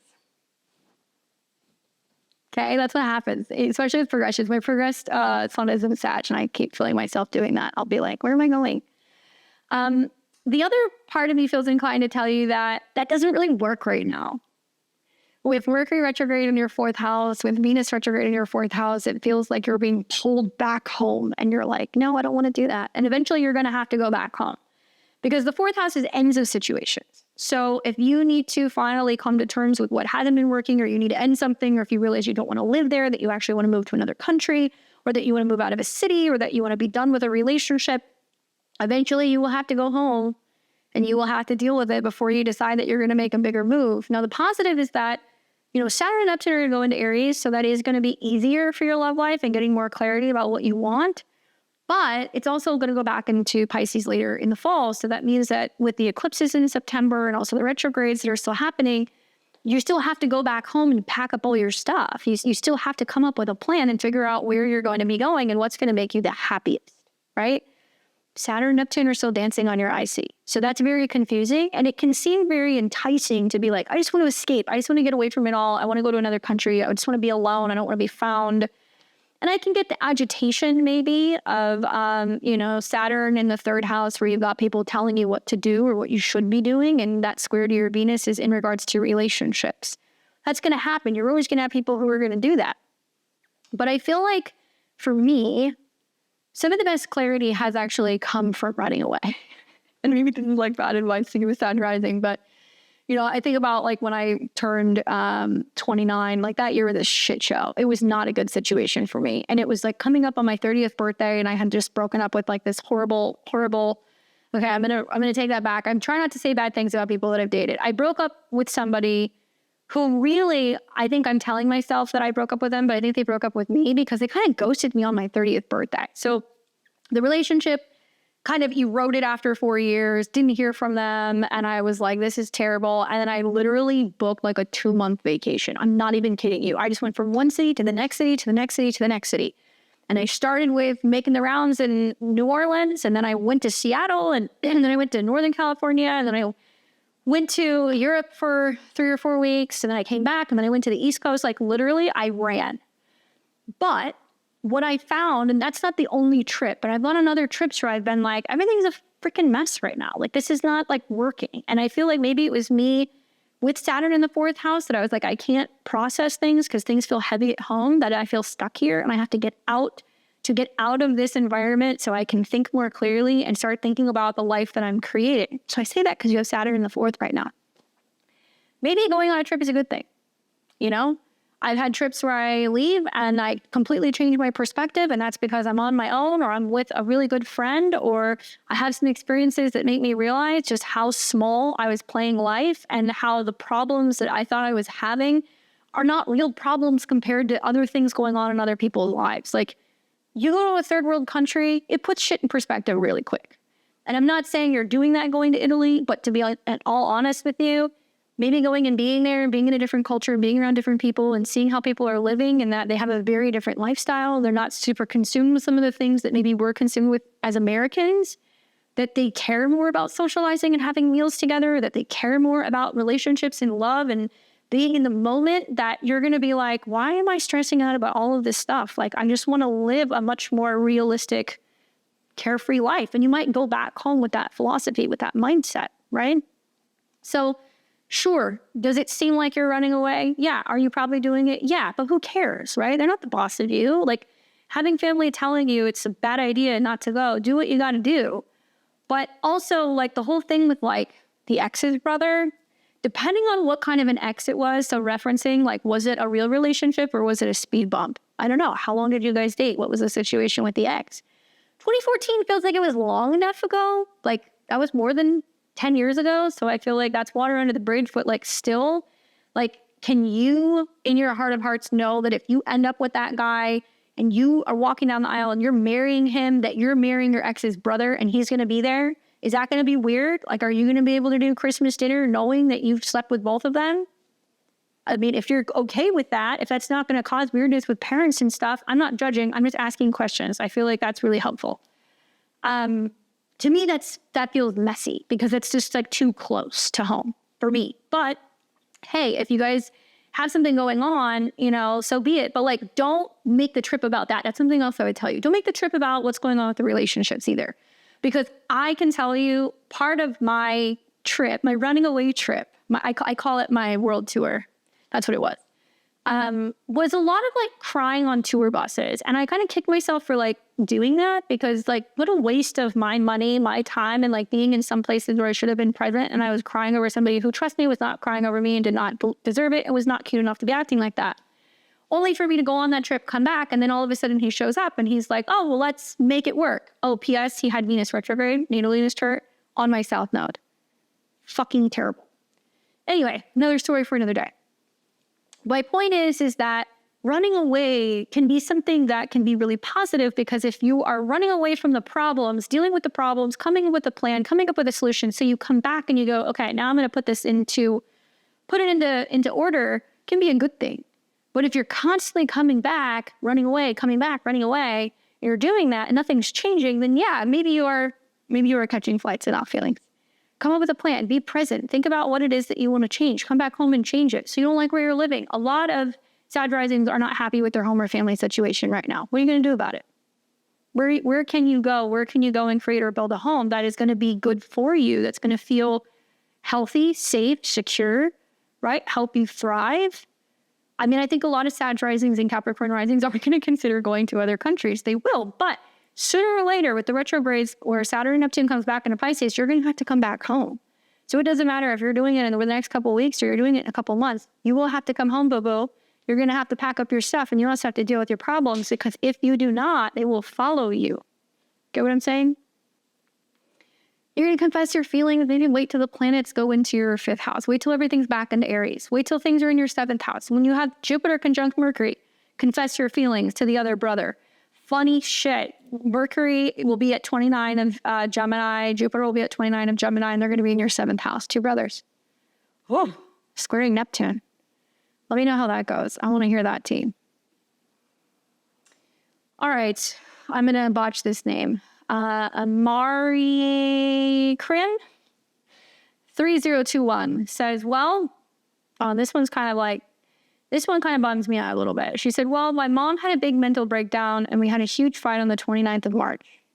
We all had bruises. She accused me and my dad of stealing things from her room. I still live with the consequences. I just want to run from everything and leave the country.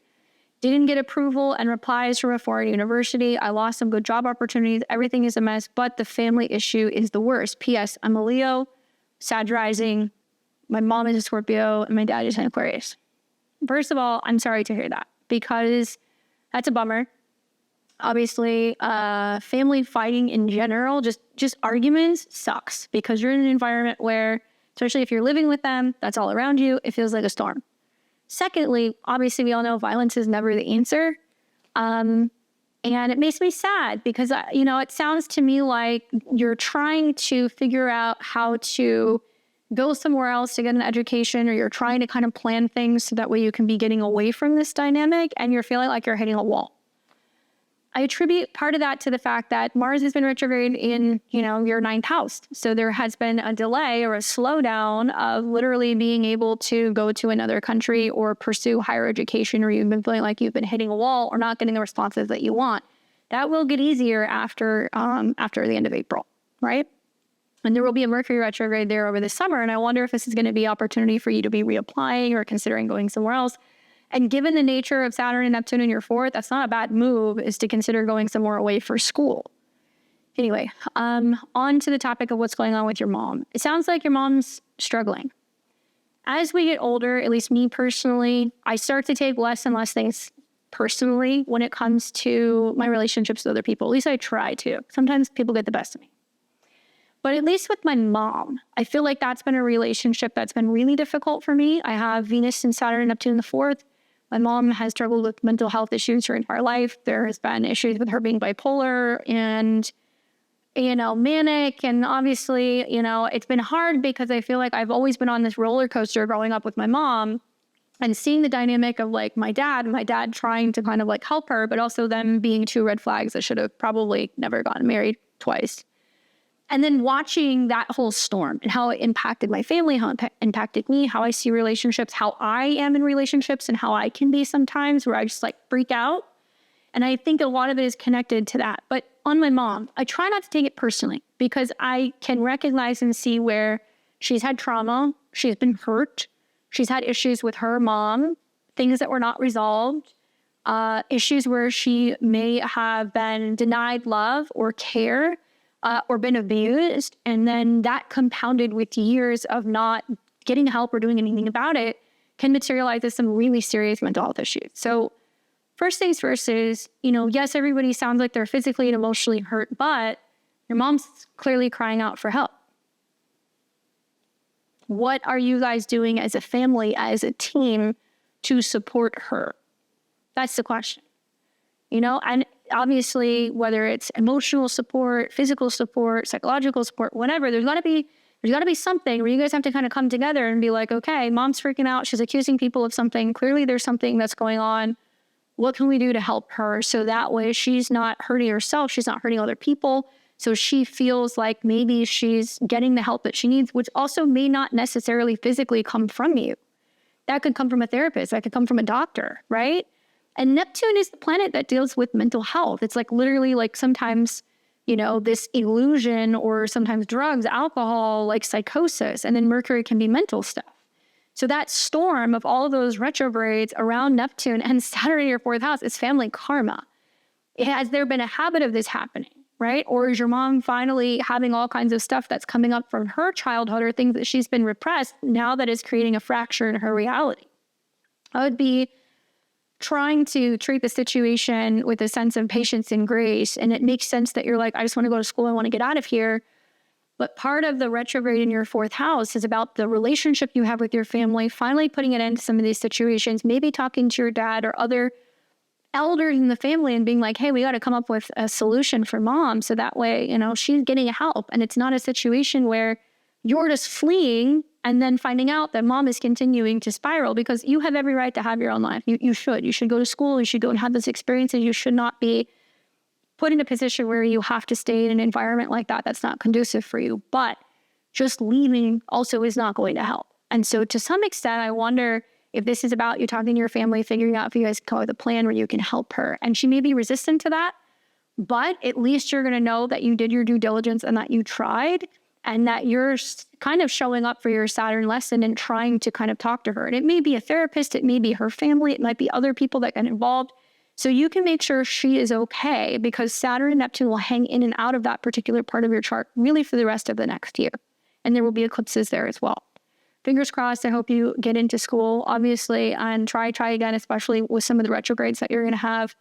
I hope that you are taking time to clear your space, because so much about your fourth house with Pisces is that's your Zen zone, that's your temple. Even if it's a small corner of the house, if it's a bedroom, if it's whatever, having a space where you know that you can go that is secure and it is energetically clear and it is no drama, have that space, because that's going to be important for kind of protecting your overall mental and spiritual well-being. Sending you lots of good vibes. All right, so we have got, I got to make this bigger so I can see. Okay, I'm getting old. We've got Mama Enzel, who said, well, I didn't have anything until this AM, so it was around summer, early fall of 2024. I had a dream where I met a Native American physical featured man. In my dream, we recognized each other from past lives, and I even said to him, I've been waiting for you. His response was, I know, I'm sorry, it took a while, but we didn't say any words. It was like it was in my mind how we were communicating. The dream was so real, and I remember to this day the location and everything. His physical features, normally what I'm attracted to. His physical features are normally what I'm attracted to.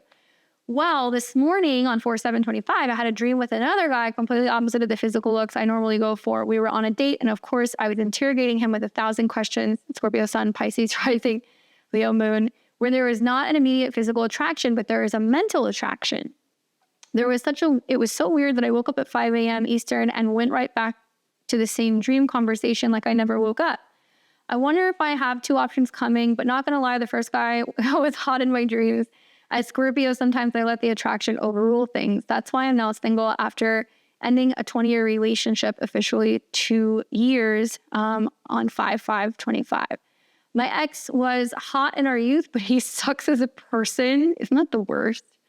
I think I'm doing love wrong. Any thoughts? It's very normal for me to get messages, deja vu information in my dreams. In fact, I didn't realize it was unique until I was an adult. I had lots of experiences that I assumed so did everyone else. Okay, so first of all, on the topic of like soulmates in, soulmates out, right? Like there's something there. And as a Pisces rising, you're having your 7th house lord Mercury retrograde in your sign. So it could literally mean somebody in an etheric realm or somebody who's like past life related or some kind of karmic connection is coming to you in a dream. You're trying to make sense of it. You're trying to kind of interpret it, especially because Saturn's connected to your whole sign 12 and helping you reassess and define what your dreams are when it comes to a person. So maybe, okay, it's a different person. You're attracted to them emotionally. There's some stuff there that really kind of clicks, but you're like, this is weird. It's not what I would usually go for. Maybe it's helping you release and break down some old outdated ideas of who you have to date. And that kind of goes back to the other thing that I was saying. That's like, make it be more about the qualities or, you know, like the tendencies or the personality traits that they have, not always so much like physical, right?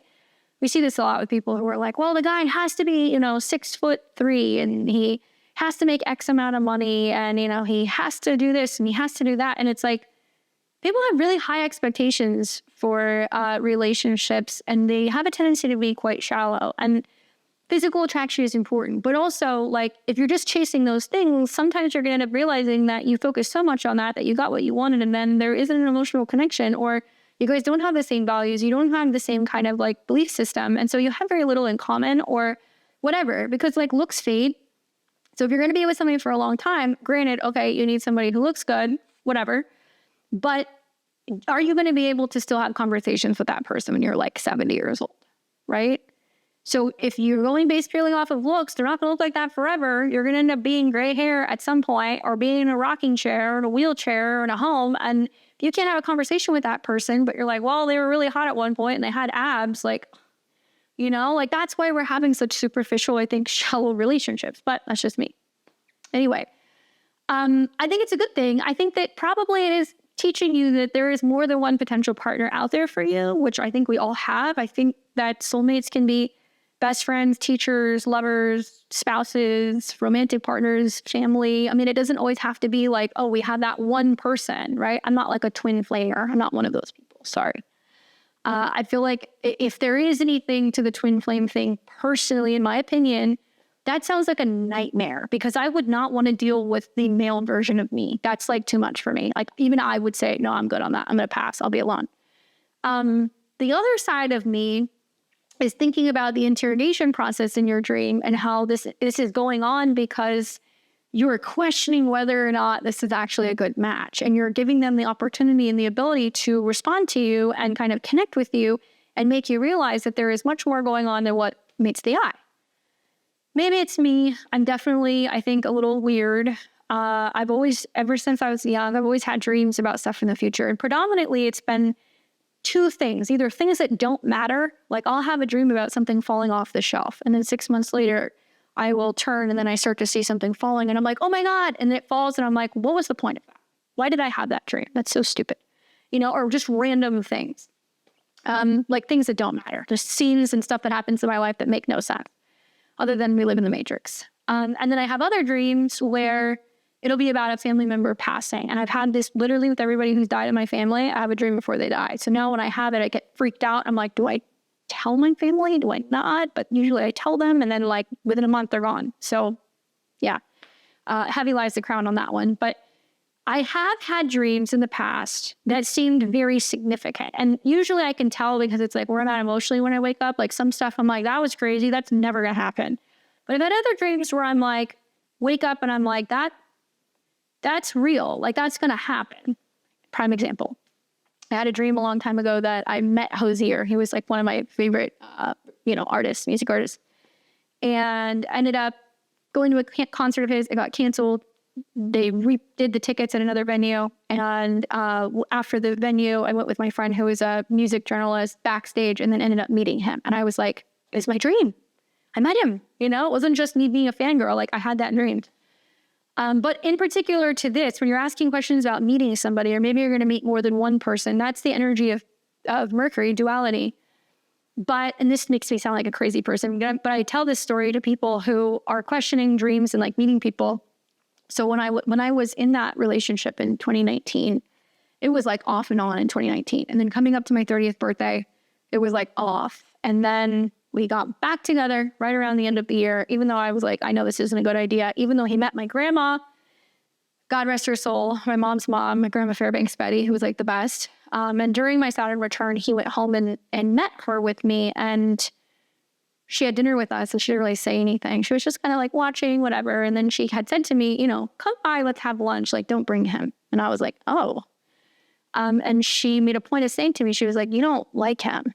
She's like, you're not going to end up with this guy. Like, this is not a match. You don't like him. She's like, you need to find somebody that looks at you the way grandpa looks at me. And I was like, the shame in that comment was enough for me to be like, all right, grandma spoke. Anyway, so dealt with that for a couple of months. But after we got back together, there was about 3 months there that I was having dreams weekly.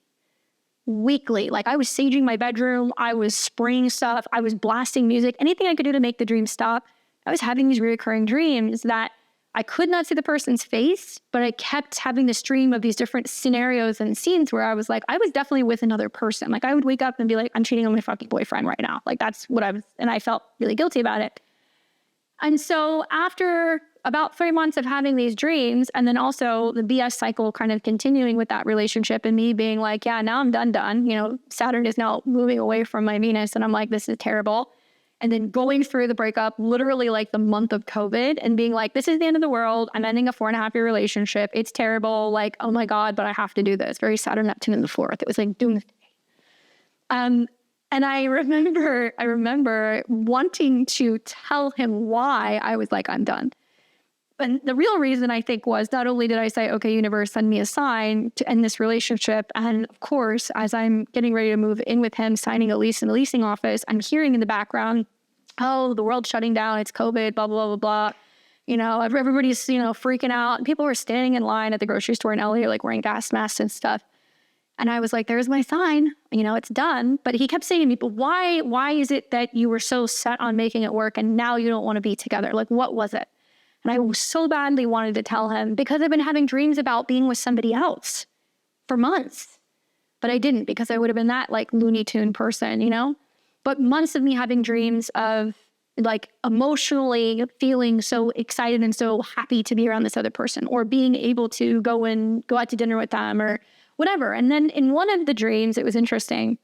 In one of the dreams, it was very specific. I was getting ready in a bathroom, doing my hair and my makeup, and they came in and handed me a glass of wine and like gave me a kiss. And I couldn't see his face, but I was like, that's it. I just knew, okay, you know what? I'm going to meet somebody else. So I ended a 4.5-year relationship because I was having dreams about somebody whose face I could not see. Well, fast forward to a year later, not even a year later, probably 6 months, 8 months later, I ended up reconnecting with my husband after not talking for probably 10 years-ish. And I'm visiting him at his house this is as we're dating, when he was living in Vegas. And I'm visiting him and I'm in the bathroom getting ready and I'm curling my hair, and he walks in and hands me a glass of wine and gives me a kiss. And I was like, oh my God, my dream. So my point of the story is that are some dreams just complete weird static? Sure, for sure. But I feel like if you're having a dream and there is some emotional trigger and you're like, there is something to this, I have had enough dreams to know that when I can tell emotionally when I wake up, there's something to that it has a huge impact on how I navigate my life. Obviously, it worked out for me. Okay? All right, good luck. Let me know if the hot Indian dude shows up, or Native American guy, but also if the other guy shows up, because it sounds like you're going to see some diversity. All right, so we've got Gemini Jess 8549. She says, hey, Candace, I love this concept for the video. I've actually had a burning question I want answered. With all these slower moving planets moving to new signs, do I follow it by house or just by theme of the sign? I typically practice placidus, but I wanted your thoughts on this. For example, Neptune just moved into my 8th house, but per placidus, it's still the 7th. Does that mean that there's still focus in the 7th house? But now it takes on the themes of Aries. Thanks so much. Okay, super good question. Basically, for me, I'm a placidus girl. When you guys see my horoscopes or my videos or my 12 signs, whatever, I use whole sign because very few people know the exact degree of their ascendant. Placidus is a different housing system. It's not going to be exact whole sign. It's messy. It's not cookie cutter. And that's why I like it, because so is life. Essentially, the house in a chart, placidus or whole sign, does not matter. The house is going to show you the area of your life that you're working with that particular planet. So, for example, the 7th house is others, partnerships, relationships, clients, therapists, one-on-one, commitments, marriage, or spouses. But the sign is the lens which that house or that planet is going to be viewed. So it sounds like you have had, Neptune going through, Pisces in your 7th house, and you have got a later degree Aries on the cusp of your 8th house. So Neptune is still in your 7th house. You're still dealing with clarity, visibility issues, stuff in regards to trying to figure out the truth, maybe other people being lost or confused. You're still dealing with that in relationships, meeting mystical people, therapists, whatever. But now it's in Aries. So it's going to have a different effect. It's going to be, well, are they lost and confused in what they need to start? Are they lost in having an identity issue? Are you moving through relationships much more quickly because you find that people are kind of spinning and they're not actually making change?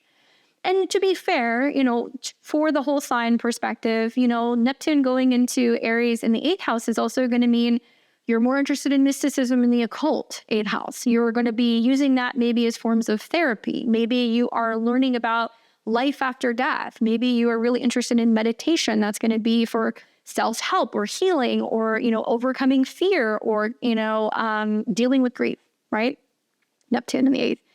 Wherever Aries is still about you. So you can have it in the 7th house or in the 8th house, but it's going to be your relationship to that thing, how you are kind of getting involved or maybe trying to get more clarity. So always go by the house is the area of your life. The planet is going to bring up a theme relating to that, right? And then the sign is the lens. It's the way that you actually perceive. It's like a filter.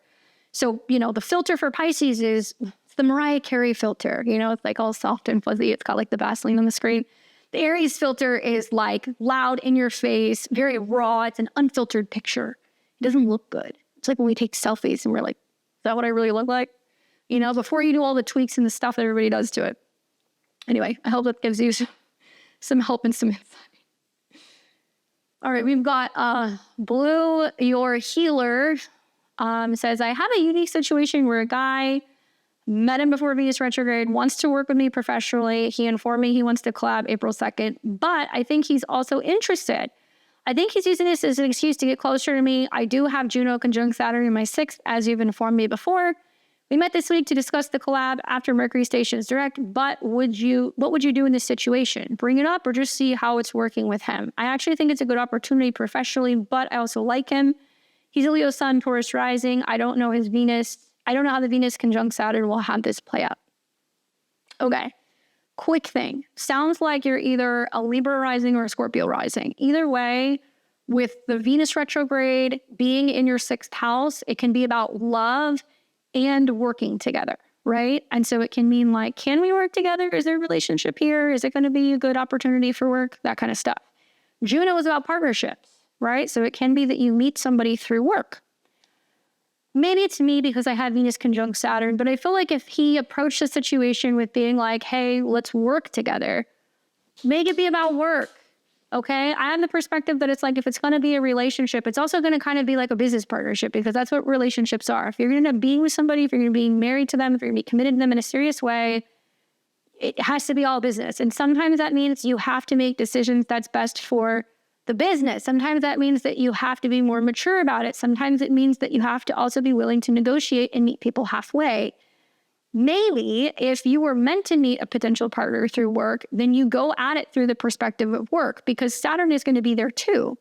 Neptune is going to be there too. It's not like let's blur the lines and say, hey, I have this good work opportunity, but he's just kind of bullshitting because he wants to get to know you. No, baby, make it be about work. Make him work for it. If he's saying to you, he wants to work with you, he wants to collaborate, great. Put on your big girl pants, go into work. Make it be about work. You're not going there to talk about your relationships. You're not going there to flirt. You're not going there to go and get drinks after work. You go to work and you actually build that working relationship, develop respect for each other, hold each other accountable, show up, do the job, get to know each other in a professional sense. Because here's the thing, right? You can go from working together to being romantic because you've built that foundation and you guys know that you work together and you might work very well together.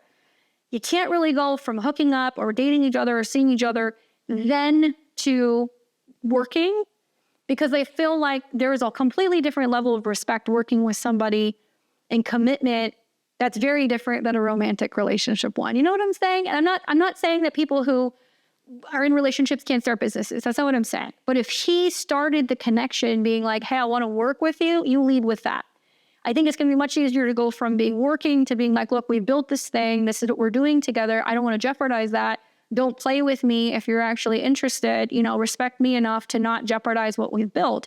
Versus, oh, we've got this romantic thing going on. Okay, well, now let's try to work. But then if you're trying to work and your feelings get involved, and then if there's something that goes sideways, are you going to have somebody who's retaliating or potentially not wanting to be a team player?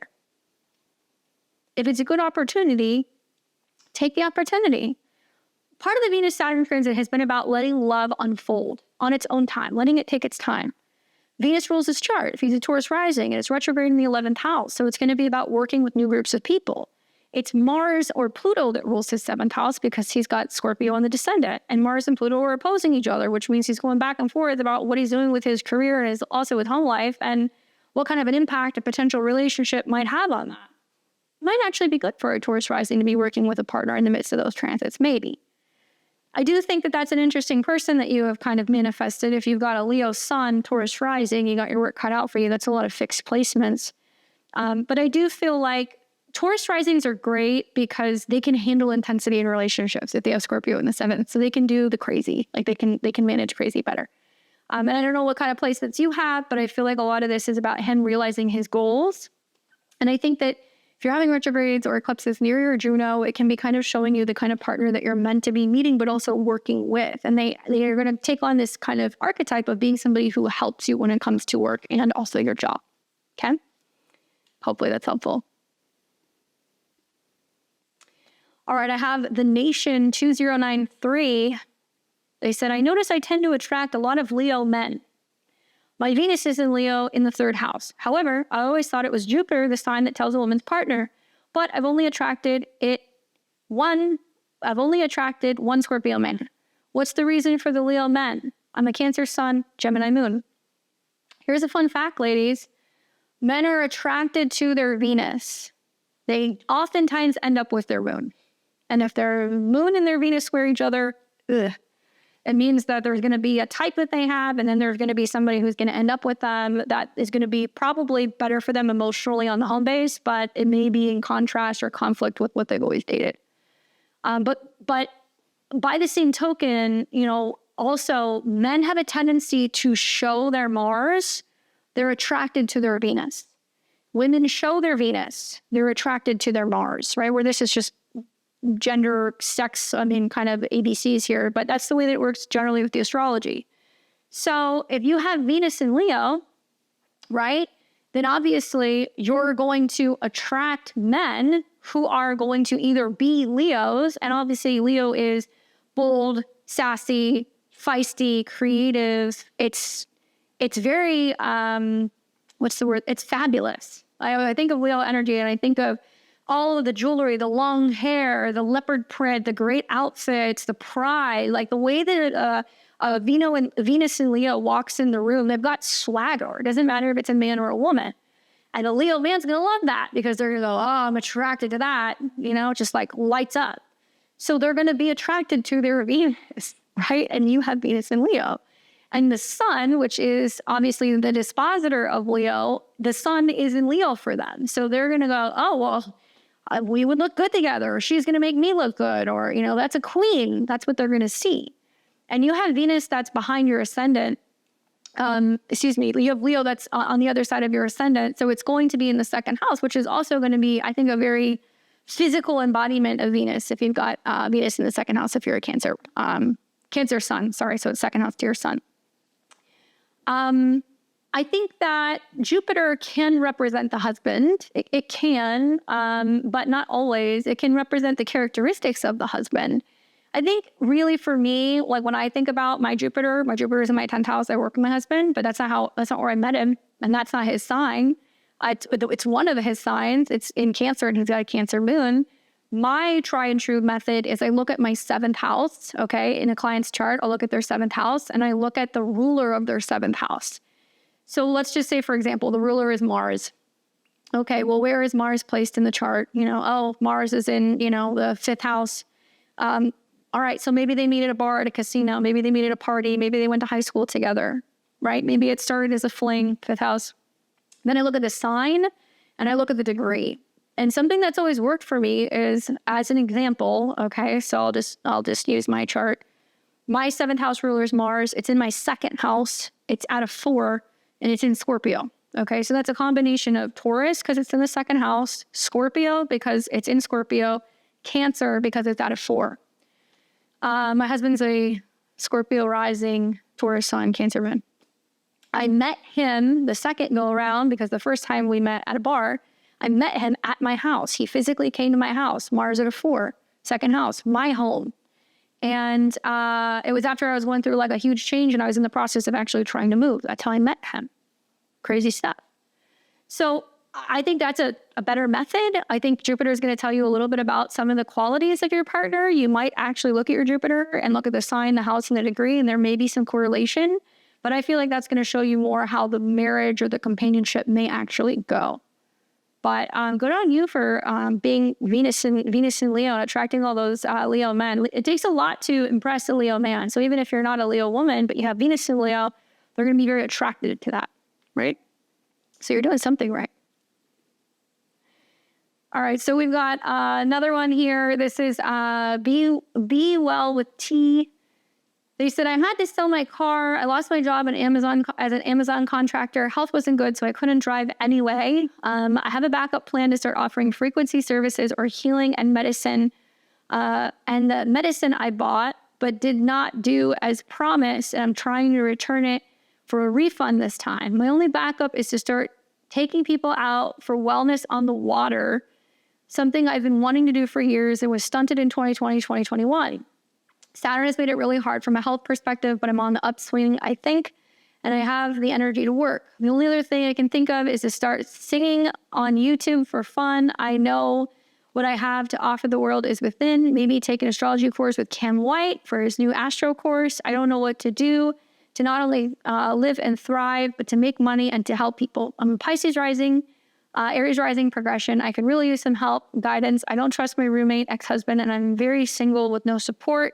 I need to get going with a life profession. I'm sober and ready and would appreciate any guidance you have. As always, I'm a loyal listener and student through osmosis, Tara. Well, I'm glad to hear that you're on the upward swing with your health. Sounds like it's another situation that's like, lost my job, lost my car, now I'm trying to figure out what the next phase is. And obviously Pisces risings have been really kind of going through the thick of it, right? With the retrogrades and the eclipses. It's an all hands on deck moment for a chart like that, where you're super focused on what's going on with your health, your well-being, also your vision. And as Saturn and Neptune are going to be going into your second house, any physical activity, being self-employed, being pioneering, doing something that is going to be different and also having a vision, it's going to be significant. Like there is going to be more oomph to get out there and to work. The health stuff has been connected to the retrogrades in your, obviously your sixth house, but that's going to be kind of like wrapping up. So I'm hoping that continues to kind of get better for you. Uranus is in your third house. So whether you're starting a YouTube channel, you're taking an astrology course, you're deciding that, you want to diversify the ways that you're making money, you could do a couple of things at once, and that may not necessarily be a bad move for you. I think that I would really focus on the ruler of my 10th house and also your midheaven. So if you're, a Pisces rising, what's going on with Jupiter? Well, Jupiter right now is getting ready to go into the 4th. So working closer to home, working at home, and then it's going to go into the 5th house, which might be about performing and being on stage. So I know I'm throwing a lot at you, but you have to look at the chart as a whole. Health and well-being would be number one. I love the idea of you being entrepreneurial and doing some work where you're healing and also working with water, because Neptune is water. Obviously, healing is going to be connected to the 12th and the 6th house, and you're going to see Saturn and Neptune in your second. And maybe it's about kind of saying, hey, I'm going to now actually really try to launch this and do it and see how it goes. But I wouldn't discredit developing any talents through learning astrology. I also would not discredit the opportunity you have with Jupiter in your 5th house this year to be on stage. And the stage could be YouTube, it could be performing, it could be sharing with people. I think that a lot of Pisces risings are going to have a really great opportunity with Jupiter trying Saturn later in the year to have love, to have joy, to have a hobby that they can turn into a business, to also feel like they can be the center of attention. And I'm hoping that, for you, Uranus going through what's going to be your 4th house pretty soon is like a radical change with your home life, or maybe some kind of freeing yourself of being in a situation where you feel like you haven't had a lot of the support that you need at home, or having like a roommate that's an ex that sounds like really uncomfortable. But maybe there's going to be some sporadic traveling or an opportunity to relocate. You will see Uranus kind of go in and out of that for like the next year before it really kind of settles in next year. Order of operations, focusing on health, taking a chance, considering going and doing something with water and therapeutic or healing, and being entrepreneurial, saving space for learning, and also putting yourself out there where you can be on stage. You can do all of these things. And I think you're going to have more clarity pretty much by the end of April when these retrogrades are over, just about how you're going to go about kind of doing some of that stuff. And keep in mind, at the end of the year, in November, you'll have a retrograde in your 10th house to reassess what you're doing work-wise as well. And finally, okay, because I had to kind of pull from X too. So I had a couple of people ask me some questions on X. So these are all my X people.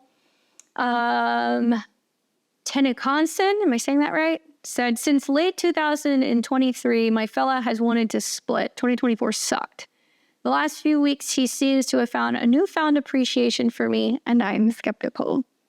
Truth be told, a Venus retrograde can also, with Saturn, re-strengthen the bonds. It can help fortify relationships that have felt fractured, because Pisces can very much be about things being fractured. I'd be a little iffy about somebody who's been wanting to split for 2 years and then suddenly they're like, I'm in it. I would be skeptical too. But obviously, like I've said to other people, giving it until about mid-May, when you see Venus go direct, that's going to give you more clarity as to whether or not things are actually going to be better. But it sounds like after 2 years of going through something, depending on how long you've been together, people can go through rough patches for a while. I think that would be more common in marriage. If you're going through 2 years of rough patches in a relationship where you're not seriously committed to each other, I would be like, what are you doing? Do you want to keep doing that? I mean, this is a positive thing. If the relationship is better and they're much more committed, it sounds like clearly maybe they have realized what you bring to the table and they have a newfound appreciation or love for you. And it is possible that they could be falling more so in love with you. And like now this is like a solidifying period of your relationship that things can be good. But still, I'd be skeptical too after 2 years, like what changed? Maybe a good idea with like Mercury now direct, you can ask questions about being like, how do you feel about where we're at in our relationship? And, where do you think that we've, maybe strengthened things? Or where do you think we have room to improve? And like ask questions to kind of see where their head's at. Maybe to get some insight as to maybe what shifted, and maybe that can be a positive thing because it sounds like maybe you need a little bit of like validation because you're maybe not used to getting it. And hear where their head's at, what they've been thinking, and maybe they will have some kind words or something that they can share with you that just kind of validates that they do love you and that you are worthy. Sonia says, this is great. I had an insane off-the-wall, spur-of-the-moment encounter with a very complicated ex, sexual in nature, if you get my drift, and I know you do. The overwhelming urge to get some one more time before I die. I don't know how I feel about myself today. Well, Pisces is secret, and I commented, I put, love this for you. Pisces is like a secretive nature. This is something that I was kind of thinking about, like, personally, I kind of go back and forth between like this struggle between wanting and needing to vent and then also being like extremely paranoid, like private, like Scorpio things. But there's something to be said about having like little secrets, like little things that just or that maybe you can tell the internet, but the internet doesn't know who you are, It's because you don't feel like you're going to judge yourself. I mean, you're saying you don't know how you feel about yourself.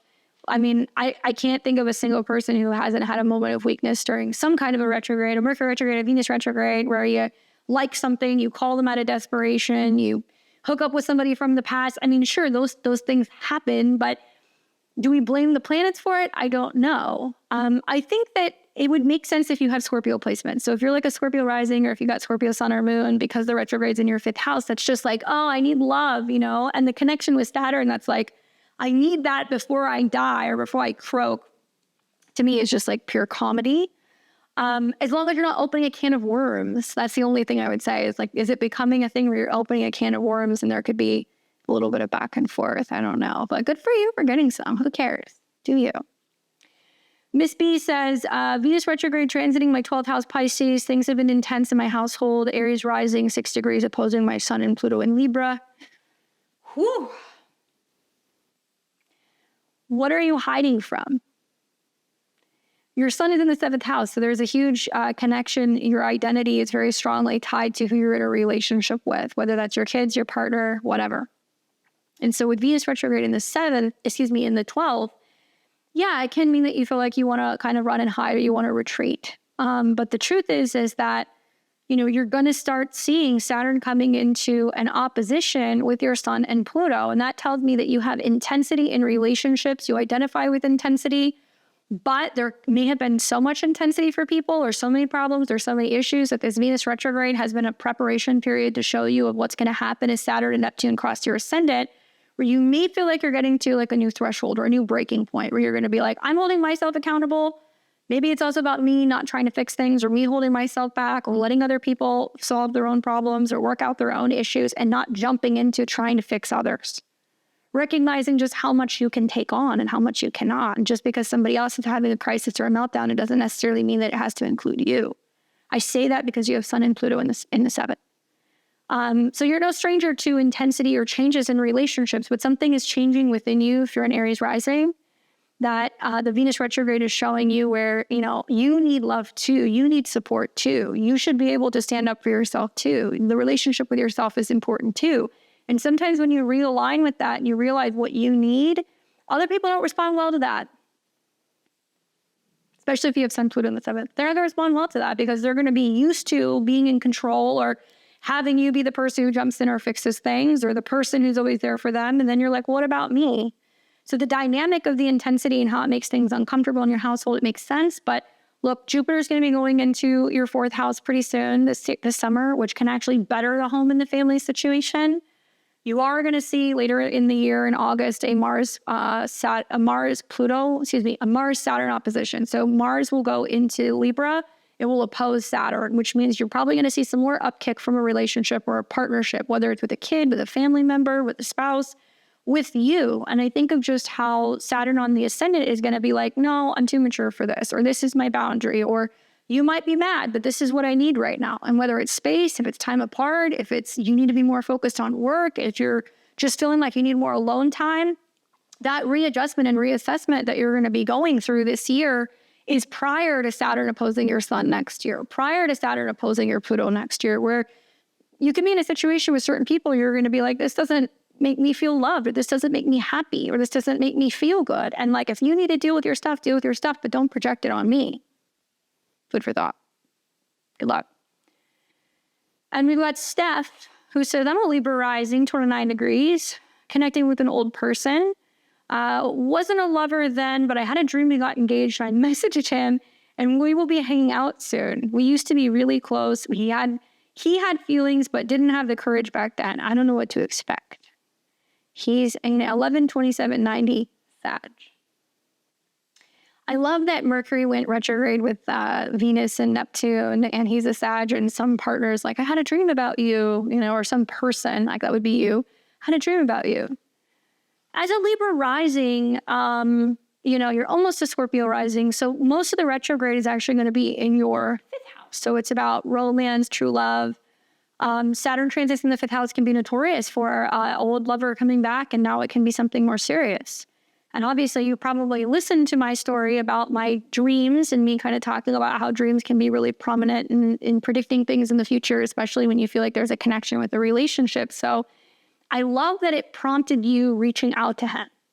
I love also that as like a Libra rising, you're having eclipses in your 12th house where there's like a lot of subconscious stuff that's coming up, and you're kind of sorting through your dreams, and that's played out for your fifth house where you're like, I had a dream, I'm going to check in with that person. Like, there's no harm in that. I think a lot of Libra risings have been having dreams about people from the past, and a lot of it's just kind of like subconscious like dumps that are happening, but also it can mean if you were meant to connect with somebody, if somebody is kind of psychically attached to you, if you didn't get closure with something, like these things are kind of coming up. So in many ways, I think that you mirror more the themes of the Scorpio rising, but still you're ruled by Venus. So the retrograde is pretty prominent for you in terms of like relationship development. Obviously, you've got Uranus still kind of going through your 7th house, so that can also create some shakeups. And I think my favorite retrograde is when the 7th house Lord goes retrograde in the 5th. Because the 5th house is love affairs, meeting, casual connections, dating. But the 7th house is commitment. It's true love, right? When it's combined with the 7th house Lord in the 5th. So that can be a really significant turning point where you can just realize, oh my God, right person, wrong time. Now we're reconnecting. But it can also be a time where you are approaching love and relationships in a much more kind of in tune, especially with Saturn and Neptune being there, intuitive, mature way. And it doesn't hurt to kind of find out. I mean, it sounds like you found out that he had feelings for you, but like didn't have the balls to say anything. So that's exciting, especially knowing that Sagittarius are having really good relationship karma this year with Jupiter in their 7th house, that there can be a lot of growth and development. And now he's going to have Saturn and Neptune 5th house to his sun. So that could also mean kind of similar to what you've been going through now, potentially kind of experiencing more realness and authenticity in relationships. I'd be curious to see what happens after some of the retrogrades for you, knowing that it rules your chart, and whether or not you meet, if you guys have the same kind of chemistry, if the same attraction is there, if it's the same vibe, right? Isn't that weird when you think about that? Like, somebody you haven't seen for like a really long time. Like, yeah, I kind of think about that because my husband and I, we hadn't seen each other for like 10 years. And then we reconnected and I was like, yep, still there. Right? I mean, we give each other a hard time, but I definitely feel like that was like the really cool thing for me was like me connecting the dots with that dream and then being like, yeah, that was definitely a good thing that I listened to like my gut on that situation. And then the whole series of events of how my life changed and transformed from that point, right? Anyway, keep us updated. I want the tea on that. I want to hear if you guys, what you guys do. You want to date? Like, does he look the same? Isn't that great when you connect with somebody for like a long time and either the chemistry is still there, the attraction is still there, or like you meet them and you're in a place where you're more evolved and like you've been through some shit, or you've like been in the trenches in relationships and you've kind of grown up, and now maybe it is a situation where it's like right person it was the wrong time and you had to go through certain lessons before you can get to this one. So hopefully, yeah, things will work out for the two of you guys. Anyway, thanks for listening to me yap for 2 hours. I'm sure I've helped you guys like clean your house, go to the gym, get through work, do all that stuff. I hope that there's been some stuff here that you guys can like relate to, that you can resonate with. I like being able to come and create some of this content for you guys where it doesn't have to be like so structured. Thank you for your likes, your comments, your shares. Please give me a thumbs up if you like this video. Consider sharing it with other people. Leave me your Venus retrograde, Mercury retrograde stories below in the comments. Give me feedback if there's other Q&As that you guys would like me to do. Also, if you're listening to this on Spotify, please give me 5 stars, nothing less than that. Please give me 5 stars. We're seeing lots of growth with the Spotify, so I just want to thank you guys for listening. I will be back. I will be catching you guys tomorrow. So if you want to hang out with me and get a reading on the full moon in Libra, perfect for Venus going direct and also relationship questions, I'll be here at 6:00 p.m. Central Time. You guys can catch me here doing astrology readings. I hope you join me, and I will see all of you very, very soon. Let's rejoice that Venus is getting ready to go direct, although we still have a little bit more time with the conjunction to Saturn. So we're going to see some of these make or break relationship stories continue. Thanks for watching. I'll catch you guys all on the next one. Take care.